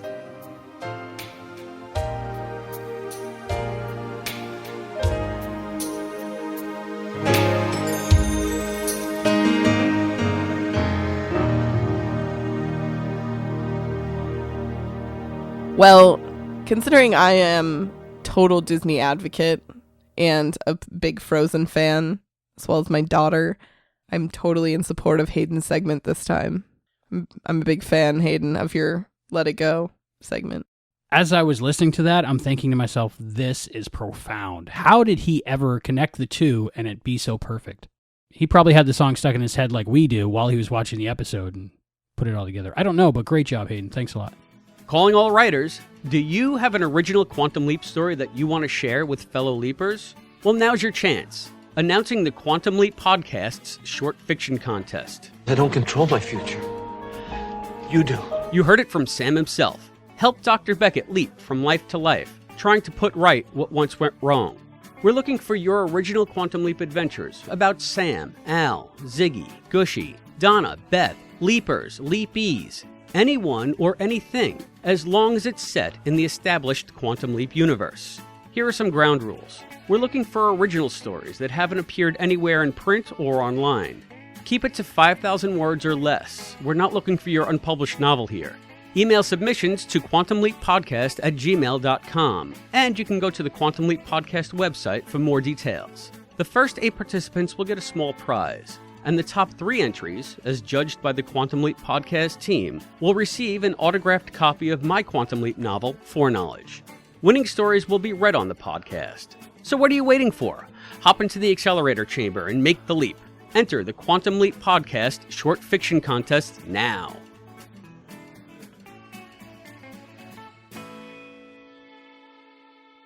Heather, do you have any news for us? Well, I don't know if you guys have been following our Twitter feed, but there was a Cozy TV marathon, and it looks like Cozy TV is going to be airing Quantum Leap. So the series premiered on May 27th on Cozy TV, and it's going to be Wednesday nights and Saturday nights.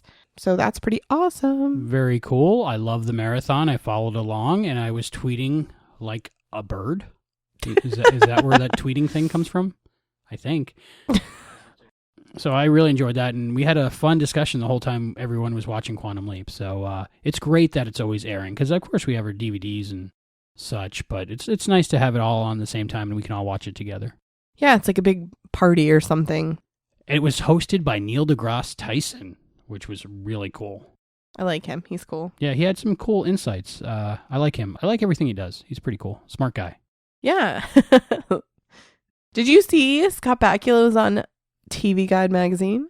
I know. How cool is that? And everyone I know that knew I was talking to Scott Bakula said, did you know he's on TV Guide right now and you're going to talk to him? I was like, yes, this is pretty awesome. Yeah, we totally bought a copy. How could we not? Good article, too. They didn't mention the Quantum Leap podcast. I was hoping. They did mention Quantum Leap a little bit because in every Scott Bakula interview, they have to mention Quantum Leap, I think. Yeah, it's pretty iconic. That was the first TV Guide I bought in over a decade, so hopefully the sales went up when he was on the cover. As they should. So I'm pretty excited. I'm sure you've heard, Albie, but we got nominated, us, the Quantum Leap podcast, and for our audio drama, The Impossible Dream, along with Thinking Outside the Long Box, got nominated for the Parsec Awards. Yay! That's pretty cool. If we win, we'll have to have Tawny or Kevin Batchelder accept the award for us. Well, it would be really cool to win for Best Non-Story Podcast. We tell a story, but I don't think we're a story podcast. I think that's something different. I don't even know what a story podcast is. Long ago, in a century far, far away, there Can we lived start a king. doing that? No. We can start doing that. Heather, do you have any trivia? Yes, I do. When the title and date are shown for the Leap Home, November 25th, 1969, in the background, it's the farm and the baseball diamond from Field of Dreams. Ah, maybe that's why he had a baseball diamond in his backyard. That's why Sam Beckett is so good at baseball. Yeah. Or they just use stock shots from Field of Dreams. Probably that. Apparently, someone else thought that David Newsom and Scott Bakula looked enough alike that they played brothers on Men of a Certain Age. That was a good episode. And there was a gorilla mask in that episode as well. Maybe that's his thing. Maybe like it comes with David Newsom and he's like, you have to incorporate this mask into this episode. Maybe. Hopefully we'll find out more when I talk to him. This is the big one. I guess I made a boo-boo on the Raisin Bran box that was in the episode. It's totally a 1990s version of the Raisin Bran box, not the 1969 version. I think back then they had 1 scoop of plump juicy raisins, not 2. We need more sugar in our cereal now. Love Raisin Bran. Me too. I like Raisin Bran Crunch. I don't know what that is. It's Raisin Bran with little like granola clusters in it. That's complicated. At It's least they didn't delicious. have that on the table. They did it a little bit differently during the credits this time. They have an alternate angle of Sam playing Imagine to Katie during the credits. That is really nice. I think that's the best part of the episode, probably, so it's good that they reprise that for the credits. Yeah, definitely a good part of the episode. I love when Scott sings. So I guess in the wide angle shots of the corn stalks, they're moving in the wind and blowing back and forth, but close-ups, they're perfectly still. But I guess that makes sense. I mean, you wouldn't want to be in a windy environment when you're filming up close. Be an audio nightmare. You'd have to loop everything. Yeah, I've been there in a cornfield trying to get good audio. It does not work. Does not work. I'm trying to picture what you would be recording in a cornfield. I don't even want to know. It was a cutaway segment for my new talk show, Bedtime with Bruce. Check it out at bedtimewithbruce.com. Something we talk about on every episode of the Quantum Leap podcast is whether Sam is really there in person or if he is in the body of the person that is really there. There are many different opinions on that subject. Even Scott Bakula has one, as you heard earlier. But in this episode, Al mentions having a mature brain in a 16-year-old's body, basically. And if that's how that works, then we've been wrong. So, I don't know. According to Mr. Belisario and Deborah and Scott, Yeah, so we have no idea. Yeah. There really wasn't a rule. Not really. It just whatever worked well in that episode. Which is exactly what Mr. Thompson said. And even Netflix and TV Guide and all these other things get it wrong. They always say in the body. So either the fans are wrong or the synopsizers are wrong or nobody really knows. I'm going to be a synopsizer just because it sounds cool. No one really knows. I think we all have our opinions and it doesn't really matter. I was just about to say, does it really? Because it doesn't really change much. I mean, if someone came out and said, this is the concrete, this is how it was, would it really change your opinion of the show? No. Okay. See? I told Hayden while we were talking earlier this week that he is the foremost expert for the technical workings of Quantum Leap. I like that. He said it's a lot of pressure. But I mean, who else but Hayden? Yeah, he is perfect for the job. This episode won an Emmy for makeup. I'm assuming for Scott Bakula as his father. I think it was the beauty makeup for the mother. No. or no-nose is no-nose. Yeah, it's a piece of gum on a guy's nose. I won an award. It was a piece of gum, dude. But whatever. No, it was definitely for Scott's old age makeup to portray his father. Piece of gum on his nose. Just keep him moving. Keep the camera moving or keep him moving. Nobody will pause it. It's a piece of gum on his nose. But the old age makeup is amazing. Wouldn't you agree? Michael Watkins also won an Emmy. It was actually his second consecutive Emmy for The Leap Home Part 1 and Part 2. As well he should, again. The director of photography is very responsible for how the overall show looks, and he's doing a great job. Oh, yeah. So it's cool that Quantum Leap was recognized in its time. So there's some continuity errors. There's some hand continuity errors of John Beckett at the breakfast table. Which is understandable because of the way the filming process was done with Scott Bakula, first half of the day being his father, second half of the day being Sam Beckett. Yeah, I think we'll let that one slide. Yeah, you don't really notice it until you notice it. I totally didn't notice it. So it worked. And a little tidbit of information. Harriet the cow is named after Harriet Margulies, who was Don Belisario's assistant. She is a lovely person. Like, hey, I'd like you, so I'm going to name the cow after you. I don't know how I'd feel. It's fun about just that. to put names in there, I Yeah. think. Everything I write has Albie as every name. I also want to add this little bit from Chris. And we have a little audio clip from Chris DeFilippis talking about an old radio in this episode. Welcome to the Quantum Leap radio sightings, a new bit of trivia I'm introducing to the Quantum Leap podcast. I've collected old radios for years, and one of my little games is to spot and identify old radios in movies and TV shows. But Quantum Leap gave me an excuse to bring my insanity to a new level. Since Quantum Leap is a time travel show, not only do I look for old radios, but I check to see if they're appropriate to the year Sam has leapt into. So from here on out, if an old radio shows up on Quantum Leap, I'm going to identify it, determine if it even existed in the year Sam has found himself in, and tell you a little bit about it. Let's begin with the Leap Home Part 1. Leap date, November 25th, 1969. There is an old radio in the Leap Home, and it's a beauty. A 1942 Zenith 60629 or 6644. So it's obviously period appropriate. You can see this radio over John's shoulder in the initial barn scene. It pops up again later when Sam is sweeping out the stalls. The Zenith 60629 is nothing less than an Art Deco masterpiece. It's a tabletop model with a sculpted wooden cabinet, an iconic speaker grille, and a distinctive boomerang-shaped dial. Zenith used the boomerang dial in several wooden and Bakelite tabletop models in 1942, and then seemingly abandoned the design. The result is that these unique sets are highly collectible. I sure want one.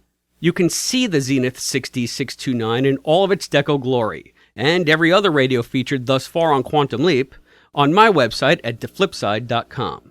Just click on the Quantum Leap podcast link and look for the radio dial. Thanks for tuning in. See you next time. Thank you, Chris. That was great trivia about that radio. Hopefully those keep coming. I love old radios, and me and him spoke at length one night about our old radio collections. It's really cool. I can't wait till we find a radio that's totally not supposed to be in that time. Yeah, like a 1980s boombox in the middle of the 60s. Be pretty funny. I think the closest we'll get is by a couple years. Yeah, probably. Thank you very much, Chris. That was pretty cool. So now we know everything we need to know about the radio that was in the Leap home. Now I want one. Of course you do. I like old radios. I like old-time radio. So I like listening to my old-time radio through old radios with Bluetooth and stuff. Albie is a collector of old things, like typewriters and except for my women. Record players. Yeah, I'm not old. One thing I wanted to talk about is the Leap home. Is it the Leap home or the Leap home part 1? I see it referred to as both in different places, but the main title card for the episode says the Leap home. So I'm going with the Leap home. My belief on that is they didn't want people to know there was a part 2. Because then it would be like, well, it's going to be continued. And so I would say it was the Leap home originally. And now it can be referred to as the Leap home part 1 because people know there's a Leap home part 2. Because like the writers knew there was going to be a part 2, but the audience didn't know until the end. Unless they had a TV guide. Well. That makes a lot of sense. So I guess we could go either way with that. Part 1 or just the Leap home. Yeah. Part 2 is definitely part 2. Right. So, are you excited for the Leap home part B? It looks like it's called Vietnam. I feel like it's just going to be sad and I'm kind of dreading it. I think it's going to be an interesting episode because I love stories that revolve around Sam and Al. Don't think it's going to be a happy one though. It's like I don't see that ending well because his brother's going to die. It's war. Like there's no like positive. This is going to be slapstick funny. I mean, and usually I'm wrong, but I don't think I'm wrong this time. Unless there's like comedy hour, I don't think so. I think the only Vietnam comedy was Good Morning Vietnam. Right. So probably not a happy-go-lucky episode. 3 in a row. I don't know if I can handle it. It's a good episode, but not fun. So yay! So you're looking forward to it, right? Yeah, I can't wait. Well, it's the end of the trilogy, so you get to find out how it all ends. They all die. It's really so happy. Whatever it takes to save my brother's life. Technically, you're not here to save your brother. Don't give me that crap, Al. What, do you want me to lie to you? Or tell you the truth so at least you know what you're up against? You are a signalman second class Herbert Williams, but your buddies all call you Magic. You think I'm their talisman? You are. They haven't taken a casualty since you came aboard. Till tomorrow. Until tomorrow. Tomorrow, your brother Tom is killed. And I'm not here to change that? How I got the info isn't important. What I do with it is. I'm a photojournalist, Magic. There's not a good journalist who wouldn't sell their soul for a Pulitzer. Since your mission tomorrow is Pulitzer material, I want you to tell your Lieutenant Beckett that you've got that magic feeling about me. April the 8th. I know. But, any hole around here over 3 feet deep fills with water. And you know, you made a promise. Don't you think you ought to try and keep it? I got a mission to leave. Now, are you sure about Maggie? I just take my life on it. Good, because that's what you'll be doing. Staking your life on it, Magic. And ours. Some fun things. Tia Carrera's in the episode. I like her from Lilo and Stitch. She plays Nani. And Joe from Family Guy. I like him too. He's awesome. He's got a good voice. It's going to be a good episode, right?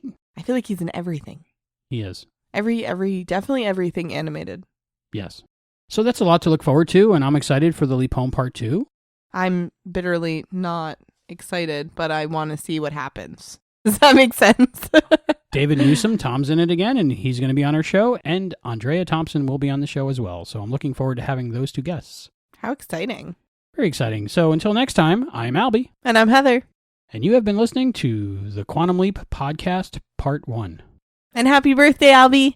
Thank you for joining us for this episode of the Quantum Leap Podcast, hosted by Albert Burge and Heather Burge, with contributions from Hayden McQueenie, Jill Arroway, Suzanne Smiley, and Christopher DeFilippis. Go to quantumleappodcast.com for all your Quantum Leap podcast needs. Join us on Facebook, Twitter, and Instagram for special behind-the-scenes content and to find out when a new episode is available. To support the show, please go to patreon.com/Quantum Leap Podcast. That's patreon.com/Quantum Leap Podcast. The Quantum Leap Podcast is edited by Albie, John Buchanan, and Juan Murrow, with voice talent provided by John Buchanan, Juan Murrow, Hayden McQueenie, Tawny Finneran, Suzanne Smiley, Mac Jackson, and Peter Vernasak. The production assistant is Jesse Newman. The executive producer of the Quantum Leap podcast is Albert Burge. Juan Murrow and Hayden McQueenie are the co-executive producers. The thoughts and opinions expressed on this podcast are those of the individual and do not necessarily represent or reflect those of the Quantum Leap podcast, its partners or affiliates. The Quantum Leap universe and all it contains is the property of Belisarius Productions and Universal Television. The Quantum Leap podcast is not affiliated with Belisarius Productions or Universal Television, and no copyright infringement is intended. The Quantum Leap podcast is a Barren Space production. And welcome back to Quantum Leap, where it's always 1993 because that's the only time they released a Quantum Leap calendar. What day is it today in 1993? Tuesday. I have no idea. I have it open to January just because it's the first picture. I don't think it's January right now. It's more likely June. February. I'm not going to check right now, but I think it's June. I think it's Tuesday in 1993. I like that. That was exactly what I was looking for. I like that he says he's as healthy as an American. Can be. Sorry. That he's as healthy as an American can be. I always do the right thing. It was a tribble. It's okay. Book fell. Scared the crap out of me because who else is out here? Yeah, the book fell down. Why did the book fall? Because I just moved Liberace. I really had a heart attack, buddy. Not literally, figuratively. I figuratively had it's harder to say that. Really? Figuratively. I figuratively had a heart attack. Like, you can't. But if you do say that, then people. But now I feel all flustered because, like, someone was trying to kill me just a second ago. It was Liberace with the tribble. In the library. In the library. More evil laughter here, Albie, because I have a horrible evil laugh.